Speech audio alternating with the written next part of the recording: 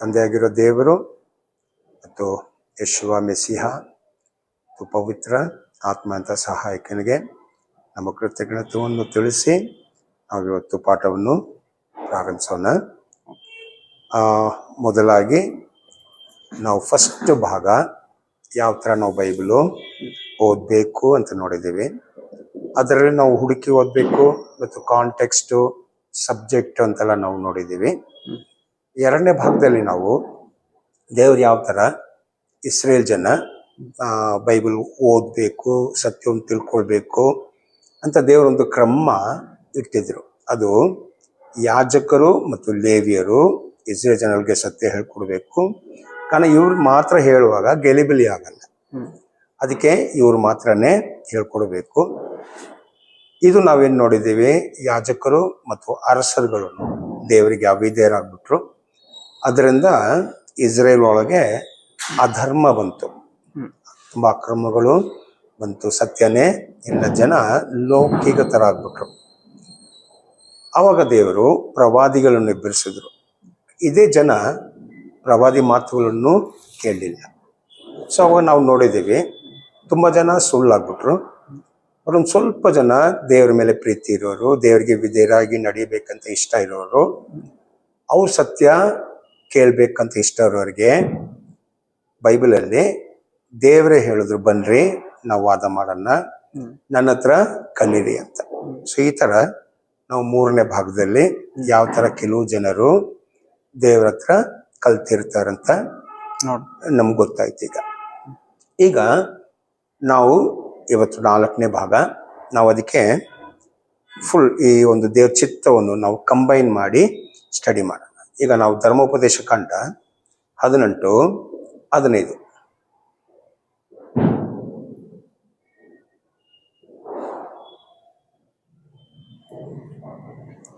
ನಿಮ್ಮ ದೇವರಾದ ಯೆಹೋವನು ನಿಮ್ಮ ಸಹೋದರರಲ್ಲಿ ನನ್ನಂಥ ಪ್ರವಾದಿಯನ್ನು ನಿಮಗೆ ಏರ್ಪಡಿಸುವನು, ಅವನಿಗೆ ನೀವು ಕಿವಿಗೊಡಬೇಕು.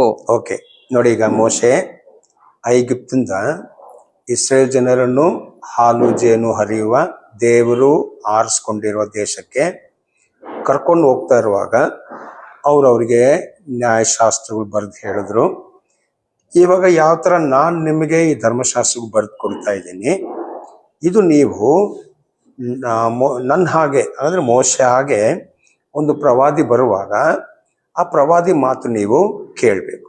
ಸೊ ಇದರಲ್ಲಿ ಏನು ಗೊತ್ತಾಗ್ತದೆ ನಮಗೆ, ಈ ಒಂದು ಸತ್ಯ ಮೋಶೆ ಬರೆದಿರೋದು ಆ ಒಂದು ಪ್ರವಾದಿಗೆ ಒಂದು ದಾರಿ, ಇದು ಒಂದು ಮಾರ್ಗ. ಈ ಮಾತು ಕೇಳ್ಕೊಂಡು ನಡೆಯೋರು ಅವ್ರು ಖಂಡಿತ ಈ ಮಾರ್ಗದ ಕೊನೆಯಲ್ಲಿ, ಅಂತ್ಯದಲ್ಲಿ ಆ ಮೆಸ್ಸಿಯ ಬರುವಾಗ, ಆ ಪ್ರವಾದಿ ಬರುವಾಗ ಅವ್ರ ಮಾತನ್ನು ಕೇಳಬೇಕು.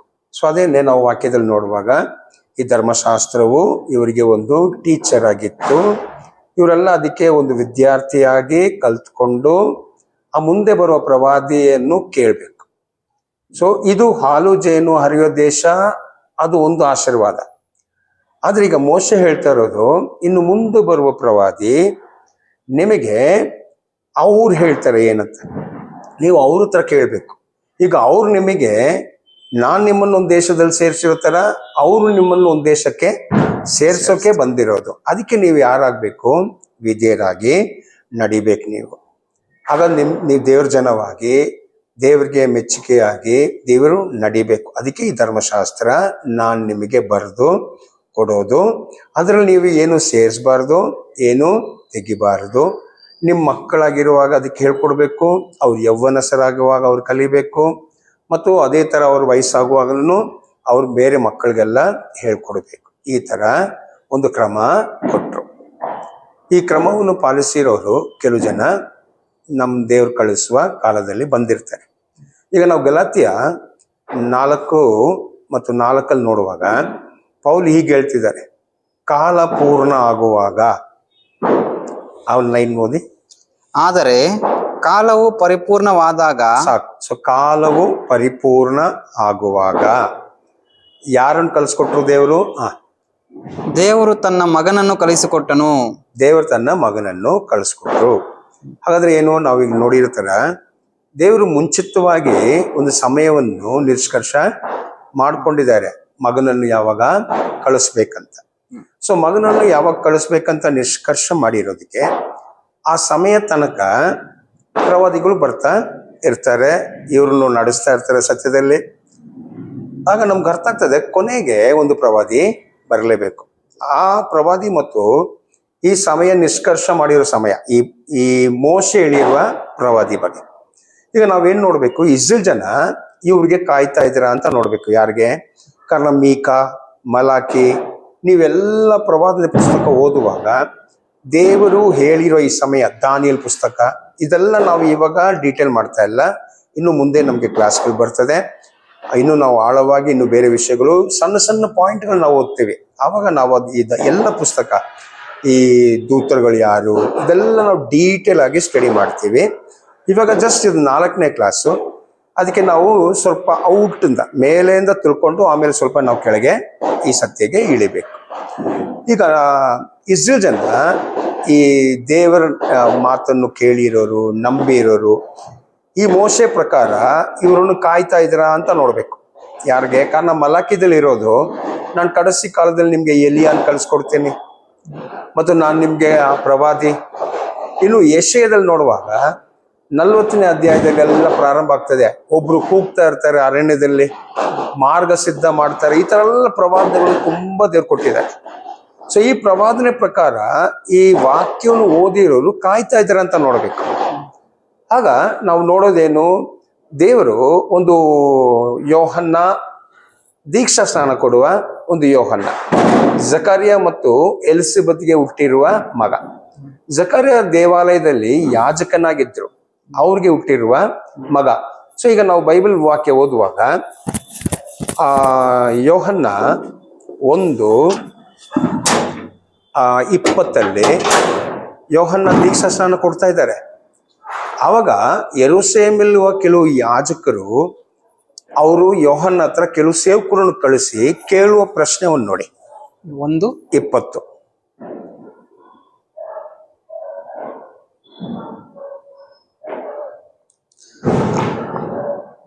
ಅವನು ಮರೆಮಾಚದೆ ನಾನು ಕ್ರಿಸ್ತನವನಲ್ಲ. ಸ್ವಲ್ಪ ಮೇಲೆ ಓದಿ 19 ಇದ್ದಾಗ. ಯೋಹನನು ಕೊಟ್ಟ ಸಾಕ್ಷಿ ಏನೆಂದರೆ, ಯಹೂದ್ಯರು ಯೆರೂಸಲೇಮಿನಿಂದ ಯಾಜಕರನ್ನು ಲೇವಿಯರನ್ನು ಅವನ ಬಳಿಗೆ ಕಳುಹಿಸಿ ನೀನು ಯಾರೆಂದು ಕೇಳಿದ್ದಕ್ಕೆ. ನೋಡಿ, ಇದು ಬರಿತಾ ಇರೋದು ಕರ್ತನಿಗೆ ಶಿಷ್ಯನಾಗಿರುವ ಯೋಹಾನ, ಯಾಕೋಬ ಸಹೋದರನಾಗಿರುವ ಯೋಹಾನ. ಸೊ ಯೋಹಾನ ಬರಿತಾ ಇದ್ದಾರೆ, ದೀಕ್ಷಾ ಸ್ನಾನ ಕೊಡ್ತಾ ಇರುವ ಯೋಹಾನು ಯೋರ್ದಾನಲ್ಲಿ ದೀಕ್ಷಾ ಸ್ನಾನ ಕೊಡ್ತಾ ಇರುವಾಗ ಯೆರೂಸಲೇಮಿಂದ ಯಾಜಕರು ಕಳಿಸಿರೋ ಸೇವಕರು ಬಂದು ಯೋಹಾನ ಹತ್ರ ಕೇಳೋದು, ಕರ್ತನಿಗೆ ಶಿಷ್ಯನಾಗಿರೋ ಯೋಹಾನು, ಯಾಕೋಬಿಗೆ ಸಹೋದರನಾಗಿರೋ ಯೋಹಾನು ಅದನ್ನು ನೋಡ್ತಾ ಇದ್ದಾರೆ. ಅದಕ್ಕೆ ಈ ಒಂದು ವಿಷಯ ನಿಮಗೆ ಮತ್ತಾಯ ಆಗ್ಲಿ, ಮಾರ್ಕ್ ಆಗ್ಲಿ, ಲೂಕಲ್ಲಿ ಯಾರು ಇದನ್ನು ಬರೆದಿಲ್ಲ. ಸೊ ಯೋಹಾನ್ ಮಾತ್ರ ಇದು ಬರೀತಾ ಇರೋದು, ಕಾರಣ ಇದು ಯೋಹಾನು ನೋಡಿರೋ ವಿಷಯ. ಅದಕ್ಕೆ ಅವ್ರು ಇದಕ್ಕೆ ಸಾಕ್ಷಿ ಕೊಡ್ತಿದ್ದಾರೆ. ಏನಂತ?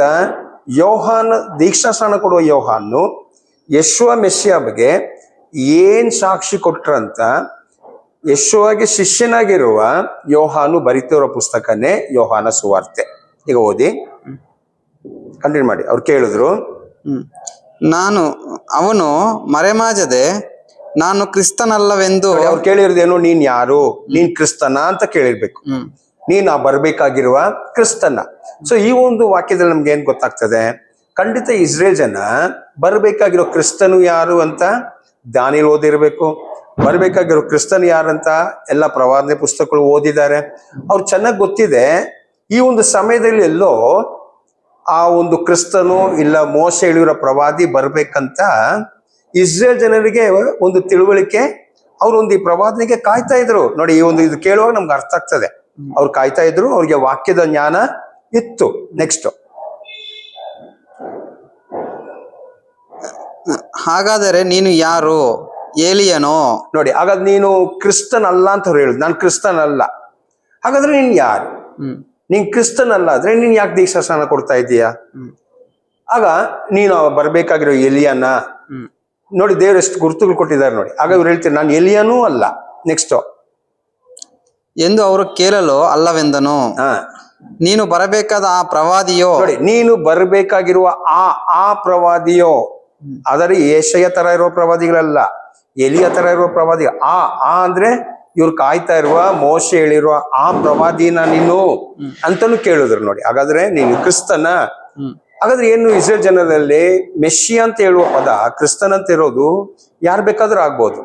ಇಸ್ರೇಲ್ ಜನರ ಜ್ಞಾನ ಪ್ರಕಾರ ಒಂದು ಅರಸನು ಅಭಿಷಕ್ತನು, ಒಂದು ಯಾಜಕನು ಅಭಿಷಕ್ತನು, ಇವ್ರಿಗಿರುವ ಹೆಸರು ಮೆಸ್ಸಿಯ ಅಂತ. ಸೊ ಅದಕ್ಕೆ ಈ ತರ ಒಂದು ಅರಸನ್ ಬರ್ಬೋದಾ, ಇಲ್ಲ ಈ ತರ ಒಂದು ಯಾಜಕನು ಬರ್ಬೋದಾ ಅಂತ ಫಸ್ಟ್ ಬಂದು ಕೇಳಿರೋದು. ಕಾರಣ ಯೋಹಾನು ಜಕಾರಿ ಅಂತ ಯಾಜಕನಿಗೆ ಹುಟ್ಟಿರೋ ಮಗ. ಅದಕ್ಕೆ ನೀನು ಆ ಅಭಿಷಕ್ತನ, ನೀನೇ ಅಭಿಷಕ್ತನ ಅಂತ ಕೇಳಿರೋದು ಒಂದು. ಇಲ್ಲ ನೀನು ಬರ್ಬೇಕಾಗಿರುವ ಎಲಿಯ ಅಂತ ಕೇಳಿದ್ರು. ಇಲ್ಲ ನೀನು ಮೋಶೆ ಹೇಳಿರುವ ಆ ಪ್ರವಾದಿನ. ಸೊ ಖಂಡಿತ ಅವ್ರು ಏನಂತ ಹೇಳಿದ್ರು, ನಾನು ಇದು ಮೂರು ಇಲ್ಲ, ನಾನು ಈ ಮೂರೂ ಅಲ್ಲ. ಹಾಗಾದ್ರೆ ನೀನ್ ಯಾರು? ಆಗ ಅವರು, ನೀನು ಯಾರು? ನೀನ್ ಯಾರು? ಆಗ ನಿಮ್ಮನ್ನು ಕಲಿಸಿದವರಿಗೆ ನಾವು ಉತ್ತರ ಹೇಳಬೇಕಲ್ಲ. ನಿನ್ನ ವಿಷಯವಾಗಿ ಏನು ಹೇಳುತ್ತಿ ಎಂದು ಕೇಳಲು ಅವನು, ಕರ್ತನ ದಾರಿಯನ್ನು ನೆಟ್ಟಗೆ ಮಾಡಿರಿ ಎಂದು ಅಡವಿಯಲ್ಲಿ ಕೂಗುವವನ ಶಬ್ದವದೇ. ನೋಡಿದ್ರೆ, ಹಾಗಾದ್ರೆ ಯೆಶಯ 40 ಇದೆ ನೋಡಿ ಒಂದು ಪ್ರವಾದನೆ, ಅರಣ್ಯದಲ್ಲಿ ಕೂಗುವ ಒಂದು ಶಬ್ದ ನೀವು ಕೇಳ್ತೀರಂತ. ಆ ಪ್ರವಾದನೆ ಪ್ರಕಾರ ಅರಣ್ಯದಲ್ಲಿ ಕೂಗುವ ಆ ಶಬ್ದ ನಾನು ಆ ಬರಬೇಕಾಗಿರೋ ಪ್ರವಾದಿಗೆ, ಇಲ್ಲ ಬರಬೇಕಾಗಿರೋ ಮೆಸ್ಸಿಯನಿಗೆ, ಇಲ್ಲ ಬರಬೇಕಾಗಿರುವ ಯಾರು ಮೆಸ್ಸಿಯ ಪ್ರವಾದಿ ಎಲಿ ಆಗಲ್ಲ. ಸೊ ಮೆಸ್ಸಿಯ ಮತ್ತು ಪ್ರವಾದಿ ಅವರಿಗೆ ನಾನು ನನ್ನ ಮಾರ್ಗವನ್ನು ಏನ್ ಮಾಡ್ತಾ ಇದ್ದೇನೆ, ಸರಿ ಮಾಡ್ತಾ ಇದ್ದೀನಿ. ಸೊ ಅದ್ರ ನೀವು ಮೋಶೆಯಲ್ಲಿ ಏನ್ ಮಾಡಿರ್ಬೇಕು, ನೀವು ಕರೆಕ್ಟಾಗಿ ಮೋಶೆ ಹೇಳಿರೋ ಪ್ರಕಾರ ನಡ್ಕೊಂಡು ಬಂದಿದ್ರೆ ಖಂಡಿತ ಯೋಹಾನ್ ಅಂತ ಒಂದು ವ್ಯಕ್ತಿ ಬೇಕಾಗಿಲ್ಲ. ಆದ್ರೆ ಇವ್ರು ಏನ್ ಮಾಡ್ಬಿಟ್ರು, ಧರ್ಮಶಾಸ್ತ್ರದಲ್ಲಿ ನಡೀತಾ ಇಲ್ಲ ಸರಿಗೆ. ಸೊ ಎಲ್ಲರೂ ಪಾಪಿ ಆಗ್ಬಿಟ್ರು. ಅದಕ್ಕೆ ಯೇಸು ಬರೋಕ್ ಮುಂಚೆ ದೇವರೊಂದು ಮಾರ್ಗ ಹೊಸದಾಗಿ ಪ್ರಾರಂಭಿಸಿರೋದೇ ದೀಕ್ಷಾ ಸ್ಥಾನ. ಸೊ ಈಗ ದೀಕ್ಷಾ ಸ್ಥಾನ ಕೊಡುವಾಗ ಅವ್ರು ಹೇಳ್ಬಿಟ್ರು, ನಾನು ಅದಕ್ಕೆ ಒಂದು ಮಾರ್ಗ ಸಿದ್ಧ ಮಾಡ್ತಾ ಇದ್ದೇನಂತ. ಈಗ ನಾವು ಇನ್ನೊಂದು ಪುಸ್ತಕದಲ್ಲಿ ಓದೋಣ, ಮತ್ತಾಯ 3:7.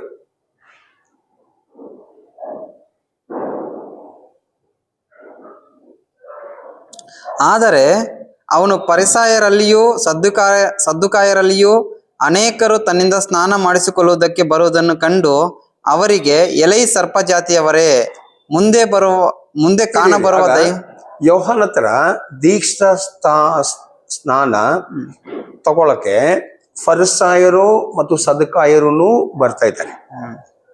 ಈಗ ಯೋಹಾನು ಈ ದೀಕ್ಷಾ ಸ್ನಾನ ಏನು ಕೊಡ್ತಾ ಇದ್ರು? ನೀವೀಗ ಮಾರ್ಕು 1:4.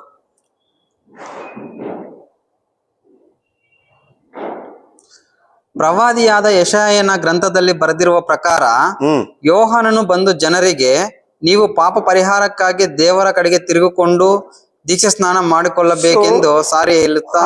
ಸೊ ನೀವೀಗ ಏನ್ ಮಾಡ್ಬೇಕು, ಯೆಶಾಯನು ಹೇಳಿರೋ ಪ್ರಕಾರ ನೀವು ಪಾಪ ಪರಿಹಾರಕ್ಕಾಗಿ ದೀಕ್ಷಾ ಸ್ನಾನವನ್ನು ತಗೊಳ್ಬೇಕು ಅಂತ ಯೆಶಾಯನು ಹೇಳಿರೋದು, ಮೋಶೆ ಹೇಳಿಲ್ಲ. ಸೊ ಮೋಶೆ ಏನ್ ಮಾಡಿದ್ರು, ಇವರಿಗೆ ಧರ್ಮಶಾಸ್ತ್ರ ಕೊಡುವಾಗ ನೀವು ಯಾಜಕ ಪುಸ್ತಕ ಓದುವಾಗ ಆ ಯಾಜಕ ಪುಸ್ತಕ 1, 2, 3, 4 ಇದರಲ್ಲಿ ಪಾಪ ಪರಿಹಾರಕ್ಕಾಗಿ ನೀವು ಯಾವ ತರ ಬಲಿಗಳು ಕೊಡಬೇಕಂತಾನೆ ಹೇಳಿರೋ. ಅದು ಯಾಜಕ ಪುಸ್ತಕ. ಯಾಜಕರು ಯಾವ ತರ ದೇವರ ಆಲಯದಲ್ಲಿ ಸೇವೆ ಮಾಡ್ಬೇಕಂತ ಬರೆದಿರೋ ಒಂದು ಪುಸ್ತಕ ಅದು. ಸೊ ಅದರಲ್ಲಿ ಜನರು ಪಾಪ ಮಾಡೋದು ಯಾವ್ಯಾವ ತರ ಪಾಪಗಳಿದೆ, ಆ ಎಲ್ಲ ಪಾಪಗಳಿಗೆ ಯಾವ್ಯಾವ ತರ ಬಲಿ ಕೊಡ್ಬೇಕು ನೀವು, ಅದನ್ನೇ 1, 2, 3, 4 ಇವನ್ ಯಾಜಕರು ತಪ್ಪು ಮಾಡಿದ್ರು ಯಾವ ತರ ಪಾಪ ಕೊಡ್ಬೇಕು, ಈ ತರ ಬಲಿ ಕೊಡ್ಬೇಕಂತ ಬರೆದಿರೋ ಒಂದು ಪುಸ್ತಕನೇ ಧರ್ಮಶಾಸ್ತ್ರದಲ್ಲಿ ಇರುವ ಆ ಯಾಜಕ ಪುಸ್ತಕ.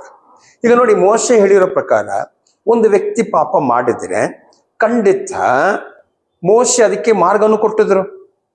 ಯಾವ ತರ ಯಾಜಕರು ಒಂದು ಪಾಪಿಗಾಗಿ ಒಂದು ಕುರಿ, ಅವರು ಧರ್ಮಶಾಸ್ತ್ರ ಬರ್ದಿರೋ ಪ್ರಕಾರ ಕುರಿ ಆಗ್ಲಿ ಓರಿ ಆಗ್ಲಿ ಅದು ಏನು ಅವ್ರು ಬರ್ದಿದಾರೋ ಅದ್ರ ಪ್ರಕಾರ ಒಂದು ಬಲಿಯನ್ನು ತಗೊಂಡು ಬಂದು ಯಾಜಕನ ಹತ್ರ ಬಂದು ಆ ಕುರಿ ಮೇಲೆ ಇಲ್ಲ ಓರಿ ಮೇಲೆ ಅವರ ಪಾಪಗಳನ್ನು ಒರೆಸಿ ಅದ್ರ ತಲೆ ಮೇಲೆ ಕೈ ಹಾಕಿ ಇವ್ರ ಪಾಪಗಳು ಅದ್ರ ಮೇಲೆ ಹಾಕುವಾಗ ಈಗ ಆ ಒಂದು ಕುರಿ ಇವ್ರ ಜಾಗದಲ್ಲಿ ಪಾಪ ಆಗ್ಬಿಟ್ರು.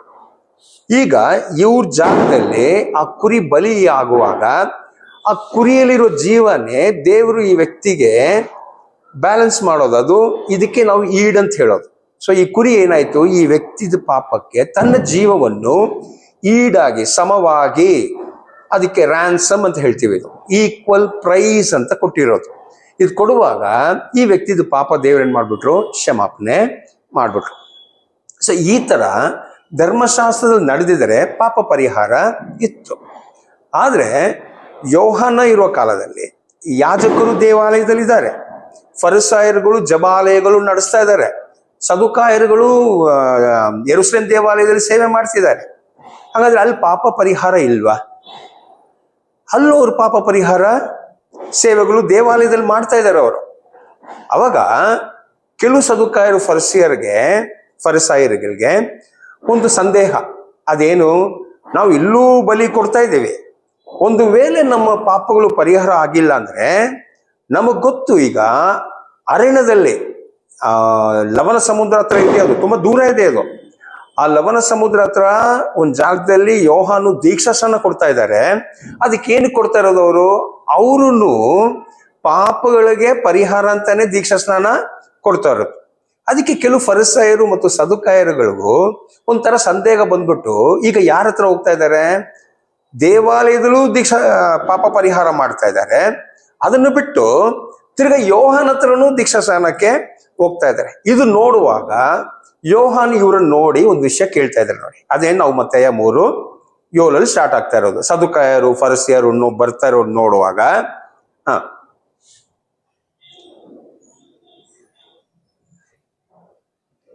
ಎಲೈ ಸರ್ಪ ಜಾತಿಯವರೇ, ಮುಂದೆ ಕಾಣಬರುವ ದೈವಕೋಪದಿಂದ ತಪ್ಪಿಸಿಕೊಳ್ಳುವುದಕ್ಕೆ ನಿಮಗೆ ಉಪದೇಶ ಮಾಡಿದವರಾರು? ಹಾಗಾದ್ರೆ ನಿಮಗೆ ನಿಮ್ಮ ಜಾಗದಲ್ಲಿರೋ ಅದೆಲ್ಲ ಬಿಟ್ಟು ಆ ಮಾರ್ಗವನ್ನು ಬಿಟ್ಬಿಟ್ಟು ದೇವರು ನನಗೆ ನೇಮಿಸಿರುವ ಮಾರ್ಗಕ್ಕೆ ಯಾಕೆ ಬರ್ತಾ ಇದ್ದೀರಾ?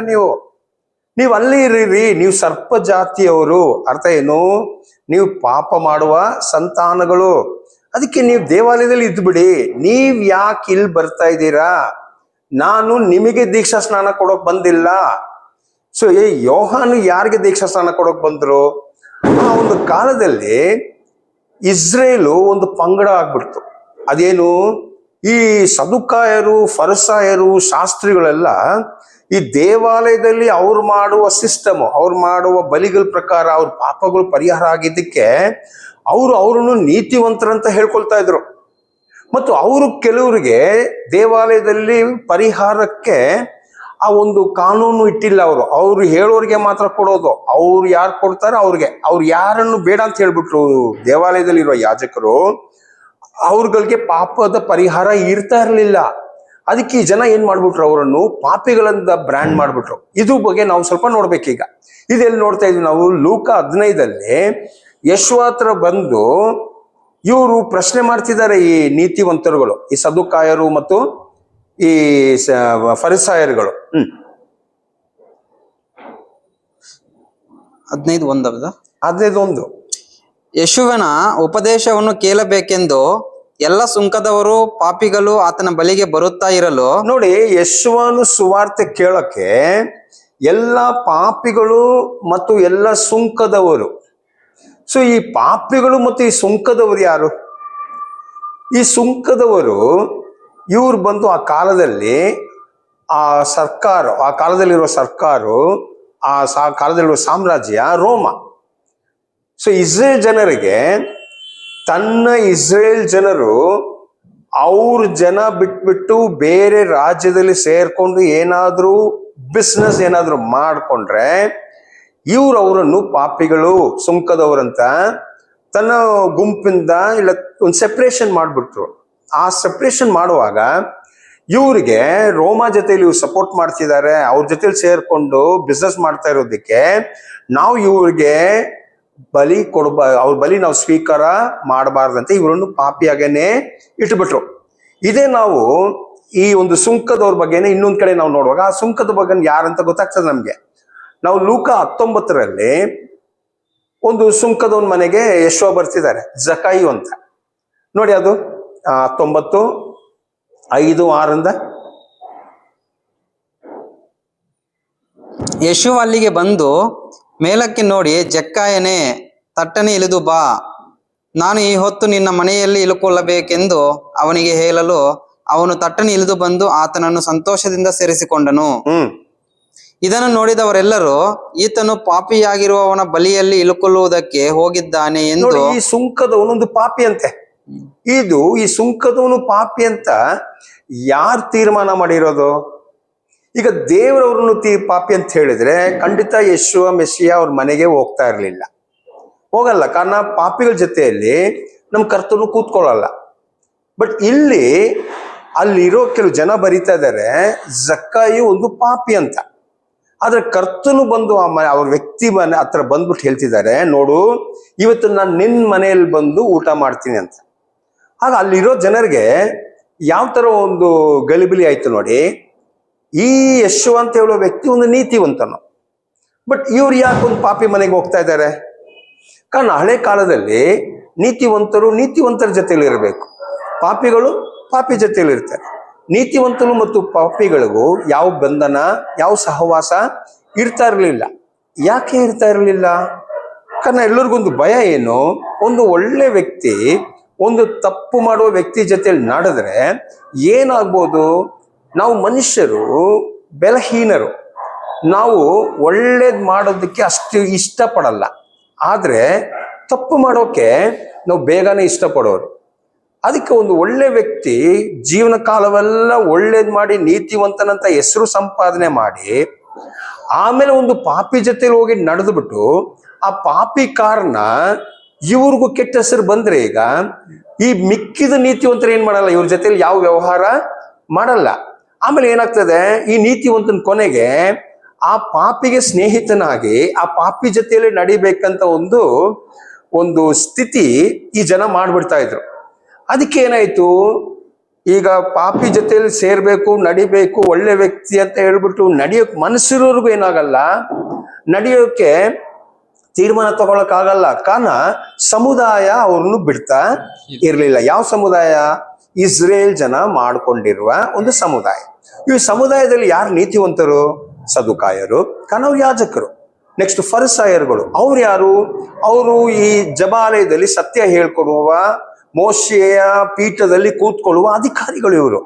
ಆಮೇಲೆ ಶಾಸ್ತ್ರಿಗಳು, ಸತ್ಯವಾಕ್ಯಗಳು ಬರೆಯೋರು, ಹೇಳ್ಕೊಡೋರು. ಅದಕ್ಕೆ ಇವರೆಲ್ಲ ಒಂದು ಸಂಪ್ರದಾಯ ಮಾಡ್ಕೊಂಡ್ರು, ನಾವೆಲ್ಲ ನೀತಿವಂತರುಗಳು. ಈಗ ನಾವು ಯಾರನ್ನು ಪಾಪಿ ಅಂತ ಹೇಳ್ತೀವಿ ಅವರೆಲ್ಲ ಪಾಪಿ ಅಂತ ಇವ್ರು ಮುದ್ರೆ ಆಗ್ತಾ ಇದ್ರು. ಆ ತರ ಇಲ್ಲಿ ಜಕ್ಕಾಯಿಗೆ ಏನ್ ಮಾಡ್ಬಿಟ್ರು, ಅವರು ಒಂದು ಮುದ್ರೆ ಆಗ್ಬಿಟ್ರು. ಅದು ಯಾರು ಅವ್ರ ಮನೆಗೆ ಹೋಗ್ತಾ ಇರ್ಲಿಲ್ಲ. ಆದ್ರೆ ಈ ಜಕ್ಕಾಯಿಗೂ ಮನ್ಸಲ್ಲಿ ಏನಿದೆ, ಹೇಗಾದ್ರೂ ನಮ್ಗೆ ಒಂದು ಒಳ್ಳೆ ಅವಕಾಶ ಈ ತರ ಕೊಟ್ರೆ ನಾನು ಏನಾದ್ರು ಒಳ್ಳೆ ಕೆಲಸ ಮಾಡ್ಬೇಕಂತ ಒಂದು ಒಳ್ಳೆ ವ್ಯಕ್ತಿ ಇವರು. ಬಟ್ ಜನ ಹೇಳೋದು ಪಾಪಿ ಅಂತ. ಆದ್ರೆ ಕರ್ತನಿಗೆ ಗೊತ್ತಿತ್ತು ಇವ್ರು ನಿಜವಾಗಿ ಅಷ್ಟು ಪಾಪಿ ಅಲ್ಲ ಅಂತ. ಅದಕ್ಕೆ ಅವ್ರ ಮನೆಗೆ ಹೋಗ್ತಾ ಇದ್ದಾರೆ. ಈಗ ಹತ್ರ ಇರೋರ್ಗೆ ಯಾರಿಗೂ ಇಷ್ಟ ಆಗ್ತಾ ಇಲ್ಲ, ಅವ್ರು ಗುಣ್ಗುಣ್ತಾ ಇದಾರೆ ನೋಡಿ. ನೆಕ್ಸ್ಟ್, ಇದನ್ನು ನೋಡಿದವರೆಲ್ಲರೂ ಈತನು ಪಾಪಿಯಾಗಿರುವವನ ಬಳಿಯಲ್ಲಿ ಇಳುಕೊಳ್ಳುವುದಕ್ಕೆ ಹೋಗಿದ್ದಾನೆ ಎಂದು ಗುಣಗುಟ್ಟಿದರು. ನನಗೆ ಗುಣ್ಗುಡ್ತಾ ಇದ್ರು, ಯಾಕೆ ಹೋಗ್ಬೇಕು ಇವರು, ಇಷ್ಟು ನೀತಿವಂತ ಅಂತ ಹೇಳ್ಕೊಂಡ್ರೆ ಯಾಕೆ ಹೋಗ್ಬೇಕು, ಇವರೆಲ್ಲ ಹೋಗ್ಬಾರದು, ಸಮುದಾಯಕ್ಕೆ ವಿರುದ್ಧವಾಗಿ ಏನು ಕೆಲಸ ಮಾಡ್ತಿದ್ದಾರೆ, ನಮಗೆ ಇಷ್ಟ ಇಲ್ಲದ ಕಾರ್ಯ ಯಾಕೆ ಮಾಡ್ತಿದ್ದಾರೆ ಈ ನೀತಿವಂತನಂತೆಲ್ಲ ಅವ್ರೊಳಗೆ ಇವನ್ ಶಿಷ್ಯರು ಮಾತಾಡ್ತಾ ಇದ್ರು, ಅವ್ರ ಜೊತೆಲಿ ಇರೋರೆ. ನೆಕ್ಸ್ಟ್, ಆದರೆ ಜಕ್ಕಾಯಿನು ನಿಂತುಕೊಂಡು ಸ್ವಾಮಿ ನೋಡು, ನನ್ನ ಆಸ್ತಿಯಲ್ಲಿ ಅರ್ಧವನ್ನು ಬಡವರಿಗೆ ಕೊಡುತ್ತೇನೆ, ಮತ್ತು ನಾನು ಅನ್ಯಾಯವಾಗಿ ಯಾರಿಂದ ಏನಾದರೂ ಎಳಕೊಂಡದ್ದೇ ಆದರೆ 4ರಷ್ಟು ಹಿಂದಕ್ಕೆ ಕೊಡುತ್ತೇನೆ ಎಂದು ಹೇಳಿದನು. ನೋಡಿ, ಈಗ ಈ ವ್ಯಕ್ತಿ ಎಷ್ಟು ಮನಸ್ತಾಪನೆ ಪಡ್ತಾ ಇದಾರೆ ನೋಡಿ. ದೇವರೇ, ಕರ್ತನೆ, ಮೆಸ್ಸಿಯಾ, ನಾನೇನಾದ್ರೂ ಅನ್ಯಾಯವಾಗಿ ನಾನೇನಾದ್ರೂ ಯಾರ ಹತ್ರನು ಈಸ್ಕೊಂಡಿದ್ರೆ ನ್ಯಾಯವಾಗಿ ಈಸ್ಕೊಳ್ತಾ ಇದ್ದೇನೆ. ಬಟ್ ಅನ್ಯಾಯವಾಗಿ ನಾನು ಈಸ್ಕೊಂಡ್ರೆ ಖಂಡಿತ ನಾನು 4ರಷ್ಟು ಅವ್ರಿಗೂ ಅನ್ಯಾಯದಲ್ಲಿ ಈಸ್ಕೊಂಡಿದ್ರೆ ಏನಕ್ಕೆ 4ರಷ್ಟು ಕೊಡೋಕ್ ಧೈರ್ಯ ಬಂತು ಅವ್ರಿಗೆ? ಹಾಗಾದ್ರೆ ಅವ್ರಿಗೆ ಚೆನ್ನಾಗಿ ಗೊತ್ತು, ಅವ್ರ ರೆಕಾರ್ಡ್ಸ್ಗಳು ಇರ್ತದೆ, ಬುಕ್ ಕೀಪಿಂಗ್ ಇರ್ತದೆ, ಅವ್ರು ತಗೊಂಡಿರೋದು ಯಾರ ಹತ್ರ, ಎಷ್ಟು ವಾಪಸ್ ಕೊಟ್ಟಿದ್ದಾರೆ, ಇದೆಲ್ಲ ಬುಕ್ ರೆಕಾರ್ಡ್ ಇರ್ತದೆ ಅವ್ರ ಹತ್ರ. ತಗೊಂಡು ಏನ್ ಮಾಡ್ತಾರೆ, ಬುಕ್ ನೋಡಿ ನಾನು ಕರ್ತನೆ, ನಾನು ಯಾರಿಗೂ ಅನ್ಯಾಯ ಮಾಡಿಲ್ಲ, ಇಲ್ಲೇ ಇದಾರೆ ಎಲ್ಲ ಜನರು, ಕೇಳಿ ನೋಡಿ. ಹಾಗೆ ಯಾರೋ ಒಬ್ರು ಬಂದು ಹೇಳಿ ನೀನ್ ನನಗೆ ಅನ್ಯಾಯ ಮಾಡಿದೆ, ನಾನು ಅವನ ಹತ್ರ ಎಷ್ಟು ಅನ್ಯಾಯ ಮಾಡ್ಕೊಂಡು ತಗೊಂಡಿದ್ದೀನಿ, ಅದ್ರ 4ರಷ್ಟು ಕೊಟ್ಬಿಡ್ತೀನಿ ಅಂತ ಹೇಳುವಾಗ ಇದರಲ್ಲಿ ನಮ್ಗೆ ಜಕ್ಕಾಯಿದು ಗುಣ ಗೊತ್ತಾಗ್ತದೆ. ಅವ್ರು ಯಾರಿಗೂ ಅನ್ಯಾಯ ಮಾಡಿಲ್ಲ ಅಂತ ಗೊತ್ತಾಗ್ತಾ ಇದೆ ನಮ್ಗೆ.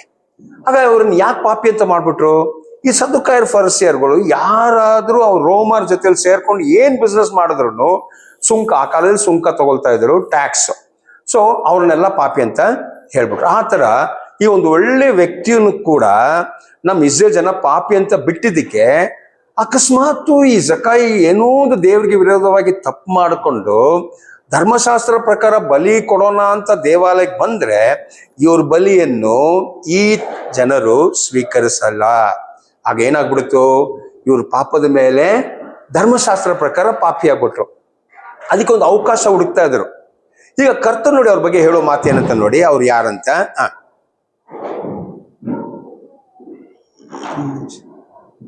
ಇದನ್ನು ಕೇಳಿ ಯೇಷುವ, ಈ ಹೊತ್ತು ಈ ಮನೆಗೆ ರಕ್ಷಣೆಯಾಯಿತು, ಇವನು ಸಹ ಅಬ್ರಹಾಮನ ವಂಶಿಕನಲ್ಲವೇ? ನೋಡಿ, ನೀವು ಇವ್ರನ್ನು ಪಾಪಿ ಅಂತ ದೂರ ಮಾಡಿದಿರಲ್ಲ, ಆದ್ರೆ ಈ ಮನುಷ್ಯ ಯಾರು? ಅಬ್ರಾಮ್ಗೆ ಹುಟ್ಟಿರೋ ಒಂದು ಸಂತಾನ. ಹಾಗಾದ್ರೆ ಸದುಕಾಯರು, ಫರಿಸಾಯರು ಅವ್ರ ತರನೇ, ಅವ್ರು ಯಾವ ತರ ಅಬ್ರಾಮ್ ಮಕ್ಕಳು, ಅಷ್ಟಿಗೇನೆ ಇವರು ಯಾರಂತೆ ಒಂದು ಅಬ್ರಾಮ. ಹಾಗಾದ್ರೆ ಇವೆಲ್ಲ ಸಹೋದರಗಳು. ಖಂಡಿತ ಏನ್ ಮಾಡಿರ್ಬೇಕು, ಅವ್ರಿಗೆ ಬಲಿ ಸ್ವೀಕರಿಸಿ ಅವ್ರನ್ನು ನೀತಿಯಲ್ಲಿ ನಡೆಯೋಕೆ ಇವ್ರು ಸಹಾಯ ಮಾಡಿರ್ಬೇಕು. ಆದ್ರೆ ಇವ್ರು ಏನ್ ಮಾಡ್ಬಿಟ್ರು, ಇವರನ್ನು ಒಂದು ಪಂಗಡ ಮಾಡ್ಬಿಟ್ರು. ಇಲ್ಲ, ಇವರೆಲ್ಲ ಪಾಪಿಗಳಂತ, ಇವರಿಗೆಲ್ಲ ನಾವು ಬಲಿ ಕೊಡಲ್ಲ ಅಂತ ಮಾಡಿ ಬೇರೆ ಮಾಡ್ಬಿಟ್ರು ಆ ಸಮುದಾಯದಲ್ಲಿ. ಇದೇನೇ ಲೂಕ 15 ನಾವು ನೋಡ್ತಾ ಇರೋದು, ಪಾಪಿಗಳು ಮತ್ತು ಸುಂಕದವರು. ಹಾಗಾದ್ರೆ ಈ ಪಾಪಿಯಲ್ಲಿ ಯಾರು ಬಂದಿರಬೇಕು? ಇವರೇ, ಈ ಅಬ್ರಾಮ ಸಂತಾನಗಳು. ಇವರು ಸುಂಕದವರು ಮತ್ತು ಇವರು ಪಾಪಿ ಅಂತ ಇವರ ದೂರ ಮಾಡ್ಬಿಡ್ತಾರೆ. ಈಗ ಇದೇ ತರ ನಾವು ಇನ್ನೊಂದು ಉದಾಹರಣಕ್ಕೆ ಬೈಬಲಲ್ಲಿ ಇನ್ನೊಂದು ಪಾಪಿಯನ್ನು ನಾವು ನೋಡ್ತೀವಿ. ಅದು ಯೋಹಾನ 4 ಸಮಾರ್ಯ ಊರಲ್ಲಿರೋ ಒಂದು ಹೆಂಗಸು. ಆ ಹೆಂಗಸು ಮಧ್ಯಾಹ್ನ ಹೊತ್ತಿಗೆ ನೀರು ಹಿಡಿಯೋಕೆ ಬರ್ತಾ ಇದ್ದಾರೆ. ಈಗ ಮಧ್ಯಾಹ್ನ ಹೊತ್ತಿಗೆ ನೀರು ಹಿಡಿಯೋಕೆ ಬರುವಾಗ ಅರ್ಥ ಏನು, ಸಮುದಾಯದಲ್ಲಿ ಇವರಿಗೆ ಒಳ್ಳೆ ಹೆಸರು ಇಲ್ಲ. ಕಾರಣ ಒಳ್ಳೆ ಸಮುದಾಯದಲ್ಲಿ ಇರೋರು ಬೆಳಗೊತ್ತು ಸೂರ್ಯ ಉದಯ ಆಗ್ತಾ ಇರೋ ಸಮಯದಲ್ಲಿ ಬಂದು ನೀರು ಹಿಡಿಯೋದು, ಆಮೇಲೆ ಸೂರ್ಯ ಅಸ್ತಮಾನ ಆಗುವಾಗ ಒಂದು 3 ಗಂಟೆ 4 ಗಂಟೆ ನಂತರನೇ ಬಂದು ನೀರು ಹಿಡಿಯೋಕೆ ಬರ್ತಾ ಇದ್ರು. ಕಾರಣ ಬಿಸಿಲು, ಆ ಜಾಗ ತುಂಬಾ ಹಾಟ್ ಆಗಿರೋ ಜಾಗ. ಅದು ಇವಾಗಲೂ ಹಂಗೆ ಇದೆ. ಅದು ಕಾರಣ ಲೋ ಲೈಯಿಂಗ್ ಲ್ಯಾಂಡ್ ಅದು, ಅದಕ್ಕೆ ಅಲ್ಲಿ ತುಂಬಾ ಬಿಸಿಲು ಇರ್ತದೆ. 50 ಡಿಗ್ರಿ ಬಿಸಿಲು ಇರ್ತದೆ. ಆ ಹೊತ್ತು ಯಾರು ಬರಲ್ಲ. ಬಟ್ ಈ ಹೆಂಗ್ಸು ಅವಾಗನೇ ಬರ್ತಾ ಇದ್ದಾರೆ. ಹಾಗೆ ಈ ಹೆಂಗ್ಸುನು ಯಾರಂತೆ, ಈ ಹೆಂಗ್ಸುನು ಒಂದು ಪಾಪಿ. ಬಟ್ ನೋಡಿ, ಈ ಹೆಂಗ್ಸು ಯಾರು ಕಾಯ್ತಾ ಇದ್ದಾರೆ? ಅವರು ನೀನ್ ಯಾರ ಹತ್ರ ಮಾತಾಡ್ತಾ ಇದೆಯಾ ಅವರೇ ಮೆಸ್ಸಿ ಅಂತ ಹೇಳುವಾಗ ಆ ಹೆಂಗ್ಸು ಯಾವ ಸಂದೆಗೆಲ್ಲದೆ ಕೈಯಲ್ಲಿರುವ ಪಾತ್ರವನ್ನು ಕೆಳಗೆ ಇಟ್ಬಿಟ್ಟು ನಾನು ಮೆಸ್ಸಿಯಾನ್ ನೋಡಿದ್ದೀನಿ ಅಂತ ಹೇಳೋಕೆ ಊರಿಗೆ ವಾಪಸ್ ಹೋಗ್ಬಿಟ್ರು. ಹಾಗಾದ್ರೆ ಆ ಹೆಂಗ್ಸು ಯಾರಿಗೆ ಕಾಯ್ತಾ ಇದ್ರು? ಆ ಹೆಂಗ್ಸನು ಒಂದು ಮೆಸ್ಸಿಯಾಗೆ ಕಾಯ್ತಾ ಇದ್ರು. ಆ ಹೆಂಗ್ಸ್ ಮಾಡಿರೋ ತಪ್ಪೇನು? ನೀನು ಇವಾಗ ಒಂದು ಪುರುಷ ಜೊತೆಯಲ್ಲಿ ಬದುಕ್ತಾ ಇರೋದು 6ನೇ ವ್ಯಕ್ತಿ, ಅವನು ನಿನ್ ಗಂಡ ಅಲ್ಲ. ನೋಡಿ, ಈ ಗಂಡಸರ ಲೋಕದಲ್ಲಿ ಹೆಂಗಸರು ಏನ್ ಮಾಡಕ್ಕಾಗುತ್ತೆ ಅಂತ ಯೋಚನೆ ಮಾಡಿ. ಹಾಗಾದ್ರೆ ಆ ಒಂದು ಹೆಂಗಸು ನಿಜವಾಗಿ ಬೇರೆ ಗಂಡನೆಲ್ಲ ಮದುವೆ ಮಾಡ್ಬೇಕಂತ ಇಷ್ಟ ಇರೋರು ಒಂದು ಹೆಂಗಸಾಗಿದ್ದಿದ್ರೆ ಅವ್ರು ಏನಕ್ಕೆ ಮೆಸ್ಸಿಯನ್ನು ಹುಡ್ಕೊಂಡು ಬರ್ಬೇಕು? ಅವ್ರು ಏನಕ್ಕೆ ಮೆಸ್ಸಿಯ ಬಗ್ಗೆ ಹೋಗಿ ಬೇರೆಯವ್ರಿಗೆ ಹೇಳ್ಬೇಕು? ನೋಡಿ, ಅಷ್ಟೇ ಸಾಕು ನಮ್ಗೆ. ಹಾಗಾದ್ರೆ ಈ ಲೋಕ ಅವ್ರನ್ನ ಕೊಟ್ಟಿರೋ ಸ್ಥಿತಿನೇ 5 ಗಂಡಸರು ಬಿಟ್ಬಿಟ್ಟು ಇನ್ನೊಂದು ವ್ಯಕ್ತಿ ಏನೋ ಸಹಾಯ ಮಾಡ್ತಾರಂತ ಹೇಳಿದಕ್ಕೆ ಇವ್ರು ಅವ್ರ ಜೊತೆಯಲ್ಲಿ ಬದುಕ್ತಾರ ಒಂದು ಹೆಂಗಸು. ಹಾಗಾದ್ರೆ ಪರಿಸ್ಥಿತಿಗಳು ಅವ್ರನ್ನು ಪಾಪಿ ತರ ಮಾಡ್ಬಿಟ್ಟಿದೆ. ಬಟ್ ಹೃದಯದಲ್ಲಿ ಅವ್ರು ನಿಜವಾಗಿ ಯಾರು ಪಾಪಿಗಳೇ ಅಲ್ಲ. ಸೊ ಕರ್ತನು, ನಾವು ಒಂದು ಸುಂಕದವನ್ನು ನೋಡಿದ್ದೇವೆ, ಒಂದು ಪಾಪಿಯನ್ನು ನೋಡಿ. ಇವ್ರನ್ನೆಲ್ಲ ಕರ್ತನು ಹುಡುಕಿ ಹೋಗ್ತಿದ್ದಾರೆ. ಯಾಕೆಂದ್ರೆ ಇವರೆಲ್ಲ ಅಬ್ರಾಮ ಮನೆಯವರು, ಇವರೆಲ್ಲ ಅಬ್ರಾಮ್ಗೆ ಹುಟ್ಟಿರುವ ಮಕ್ಕಳು. ಈಗ ನಾವು ಲೂಕ 15 ಓದ್ತಾ ಇದೀವಲ್ಲ, ಸೊ ಪಾಪಿಗಳು ಮತ್ತು ಸುಂಕದವ್ರು ಬಂದ್ರು.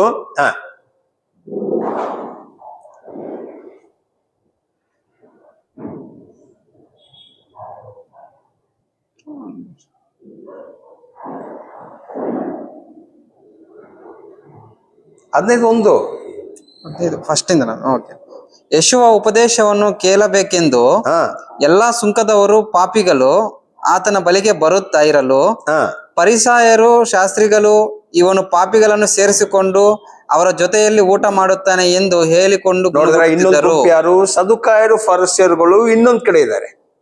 ಒಂದ್ ಕಡೆ ಪಾಪಿ ಮತ್ತು ಸುಂಕದವರು. ಇವರೆಲ್ಲ ಯಾರು? ಅಬ್ರಾಮ ಮಕ್ಕಳಂತ ಗೊತ್ತಾಯ್ತು. ಸದುಕಾಯರು ಫರಿಸಾಯರು ಅಬ್ರಾಮ ಮಕ್ಕಳೇ. ಈ ಪಾಪಿಗಳು ಮತ್ತು ಸುಂಕದವರು ಅಬ್ರಹಾಮ್ ಮಕ್ಕಳೇ. ಇದು ಲೋಕದವರಲ್ಲ ಇದು. ಸೊ ಈಗ ಇದೇ ತರ ಇವರು ಪಾಪಗಳು ಪರಿಹಾರ ಆಗ್ಬೇಕಂತ ಯೋಹಾನ ಹತ್ರ ದೀಕ್ಷಾಸ್ನಾನಕ್ಕೆ ಹೋಗ್ತಾ ಇರೋದು. ಈಗ ಅವರು ಈ ದೀಕ್ಷಾಸ್ನಾನ ತಗೊಂಡಿರೋರು ಯಶು ಹತ್ರ ಸತ್ಯ ಕೇಳೋಕ್ ಬರುವಾಗ ಇವ್ರು ಹೇಳ್ತಿದ್ದಾರೆ, ನೀನ್ ಪಾಪಿ, ನೀನ್ ಯಾಕೆ ಅವ್ರ ಜೊತೆಲಿ ಸೇರ್ತಾ ಇದೀಯ ಅಂತ.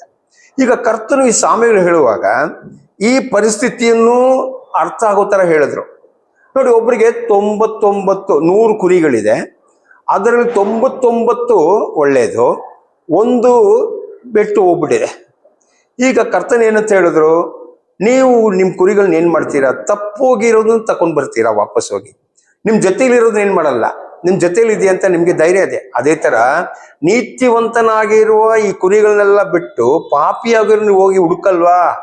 ಸೊ ಕರ್ತನು ಮನುಷ್ಯ ಕುಮಾರನು ಬಂದಿರೋದು ಅಬ್ರಾಮ ಮನೆಯಲ್ಲಿ ತಪ್ಪು ಹೋಗಿರೋರ್ನು ಸೇರ್ಸೋಕೆ, ಅಬ್ರಾಮ್ ಮನೆಯಿಂದ ಬಿಟ್ಟು ಹೊರಗೆ ಹೋಗಿರೋನು ವಾಪಸ್ ಅಬ್ರಾಮ್ ಮನೆಗೆ ಸೇರ್ಸೋಕೆ, ಒಂದು ದೇವರ ಸೇವಕನಾಗಿ ಮತ್ತು ಇಸ್ರೇಲ್ಗೆ ರಕ್ಷಕನಾಗಿ ಈ ತರ ಎಲ್ಲ ತುಂಬಾ ಪ್ರವಾದಗಳು ನೆರವೇರಿಸಿಕೊಂಡು ಅವ್ರು ಬಂದಿರೋದು. ಸೊ ಅವ್ರ ಕೆಲಸ ಮಾಡ್ತಾ ಇರುವಾಗ ಈ ಯಶೋತ್ ಪ್ರಾರಂಭ ಮಾಡೋಕ್ ಮುಂಚೆನೆ ಯೋಹಾನ್ ಇದೇ ಸ್ಟಾರ್ಟ್ ಮಾಡಿರೋದು.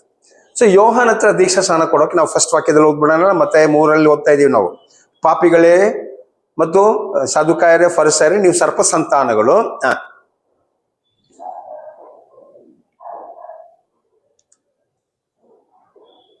3:1 ಆಗುತ್ತಾ? ಮತ್ತಾಯ 3:7. ಆದರೆ ಅವನು ಪರಿಸಾಯರಲ್ಲಿಯೋ ಸದ್ದುಕಾಯರಲ್ಲಿಯೋ ಅನೇಕರು ತನ್ನಿಂದ ಸ್ನಾನ ಮಾಡಿಸಿಕೊಳ್ಳುವುದಕ್ಕೆ ಬರುವುದನ್ನು ಕಂಡು ಅವರಿಗೆ, ಎಲೈ ಸರ್ಪಜಾತಿಯವರೇ, ಮುಂದೆ ಕಾಣಬರುವ ದೈವ ಕೋಪದಿಂದ ತಪ್ಪಿಸಿಕೊಳ್ಳುವುದಕ್ಕೆ ನಿಮಗೆ ಉಪದೇಶ ಮಾಡಿದವರಾರು? ಹಾಗಾದರೆ ನಿಮ್ಮ ಮನಸ್ಸು ದೇವರ ಕಡೆಗೆ ತಿರುಗಿತೆಂಬುದನ್ನು ತಕ್ಕ ಫಲದಿಂದ ತೋರಿಸಿರಿ. ನೋಡಿ, ಸೊ ಹಾಗಾದ್ರೆ ಸರಿ, ಪರವಾಗಿಲ್ಲ, ನೀವು ಬರ್ತಾ ಇದ್ದೀರಾ. ಆದ್ರೆ ನೀವು ದೀಕ್ಷಾ ಸ್ನಾನ ತಗೊಂಡು, ನೀವು ದೀಕ್ಷಾ ಸ್ನಾನ ತಗೊಂಡಿರೋದಕ್ಕೆ ಯೋಗ್ಯವಾಗಿ ನೀವು ಕೆಲಸ ಮಾಡಿಲ್ಲ ಅಂತಂದ್ರೆ ನಿಮಗೆ ದೇವ್ರ ಕಡೆಯಿಂದ ದಂಡನೆ ಬಂದೇ ಬರ್ತದೆ. ಆಗ ಬರೀ ದೀಕ್ಷಾ ಸ್ನಾನ ತಗೊಳಕ್ಕಲ್ಲ. ಸೊ ಯಾವ ಪಾಪ ಪರಿಹಾರ ಆಗ್ಬೇಕಂತ ಯೋಹಾನು ದೀಕ್ಷಾ ಸ್ನಾನ ಕೊಡ್ತಾ ಇರೋದು? ಇವ್ರು ಧರ್ಮಶಾಸ್ತ್ರ ಪ್ರಕಾರ ಯಾವ ಪಾಪಗಳು ಇಸ್ರೇಲ್ ಜನ ಮಾಡ್ತಾ ಇದ್ರು ಆ ಪಾಪಗಳಿಗೆ ಪರಿಹಾರ ಆಗ್ಬೇಕಂತ ಒಂದೇ ಸಲ ಕಾರಣ ಇಸ್ರೇಲ್ ಅಲ್ಲಿ ಧರ್ಮಶಾಸ್ತ್ರ ಕೊಡಿ ಒಂದೊಂದು ಪಾಪಕ್ಕೆ ಇವರು ಒಂದೊಂದು ಕುರಿ ಕೊಡ್ತಾ ಇರ್ಬೇಕು.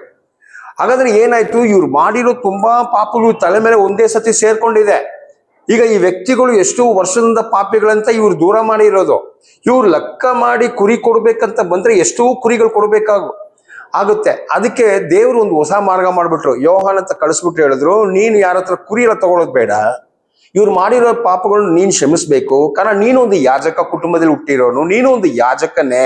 ಅದಕ್ಕೆ ನೀನು ಅವ್ರ ಪಾಪ ಕ್ಷಮಾಪಣೆ ಮಾಡೋಕ್ ಆಗ್ತದೆ. ಮಾರ್ಗ ಮಾತ್ರ ನಾನು ಬೇರೆ ಮಾಡ್ತಾ ಇದ್ದೀನಿ.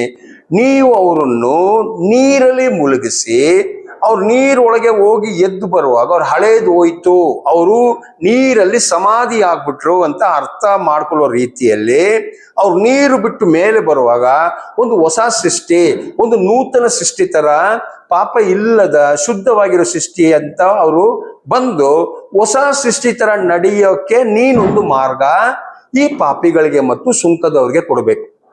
ಅದಕ್ಕೆ ದೀಕ್ಷಾ ಸ್ನಾನ ಮಾಡುವಂತ ಕಳಿಸಿರೋರು ಇದು ಹೇಳಿನೇ ಕಳಿಸಿರೋದು. ಈಗ ದೀಕ್ಷಾ ಸ್ನಾನ ಕೊಡ್ತಾ ಇರುವಾಗ ಈ ಸದ್ದುಕಾಯರು ಈ ಫರಿಸಾಯರು ಬರುವಾಗ ಅವ್ರಿಗೆ ಹೇಳ್ಬಿಟ್ರು, ನೀವ್ಯಾಕೆ ಬರ್ತಾ ಇದ್ದೀರಾ? ಸರಿ, ನೀವು ಬರ್ತಾ ಇದ್ದೀರಾ, ಬಂದ್ರೆ ನಿಮಗೆ ಕೆಲವು ಕರ್ತವ್ಯಗಳಿದೆ.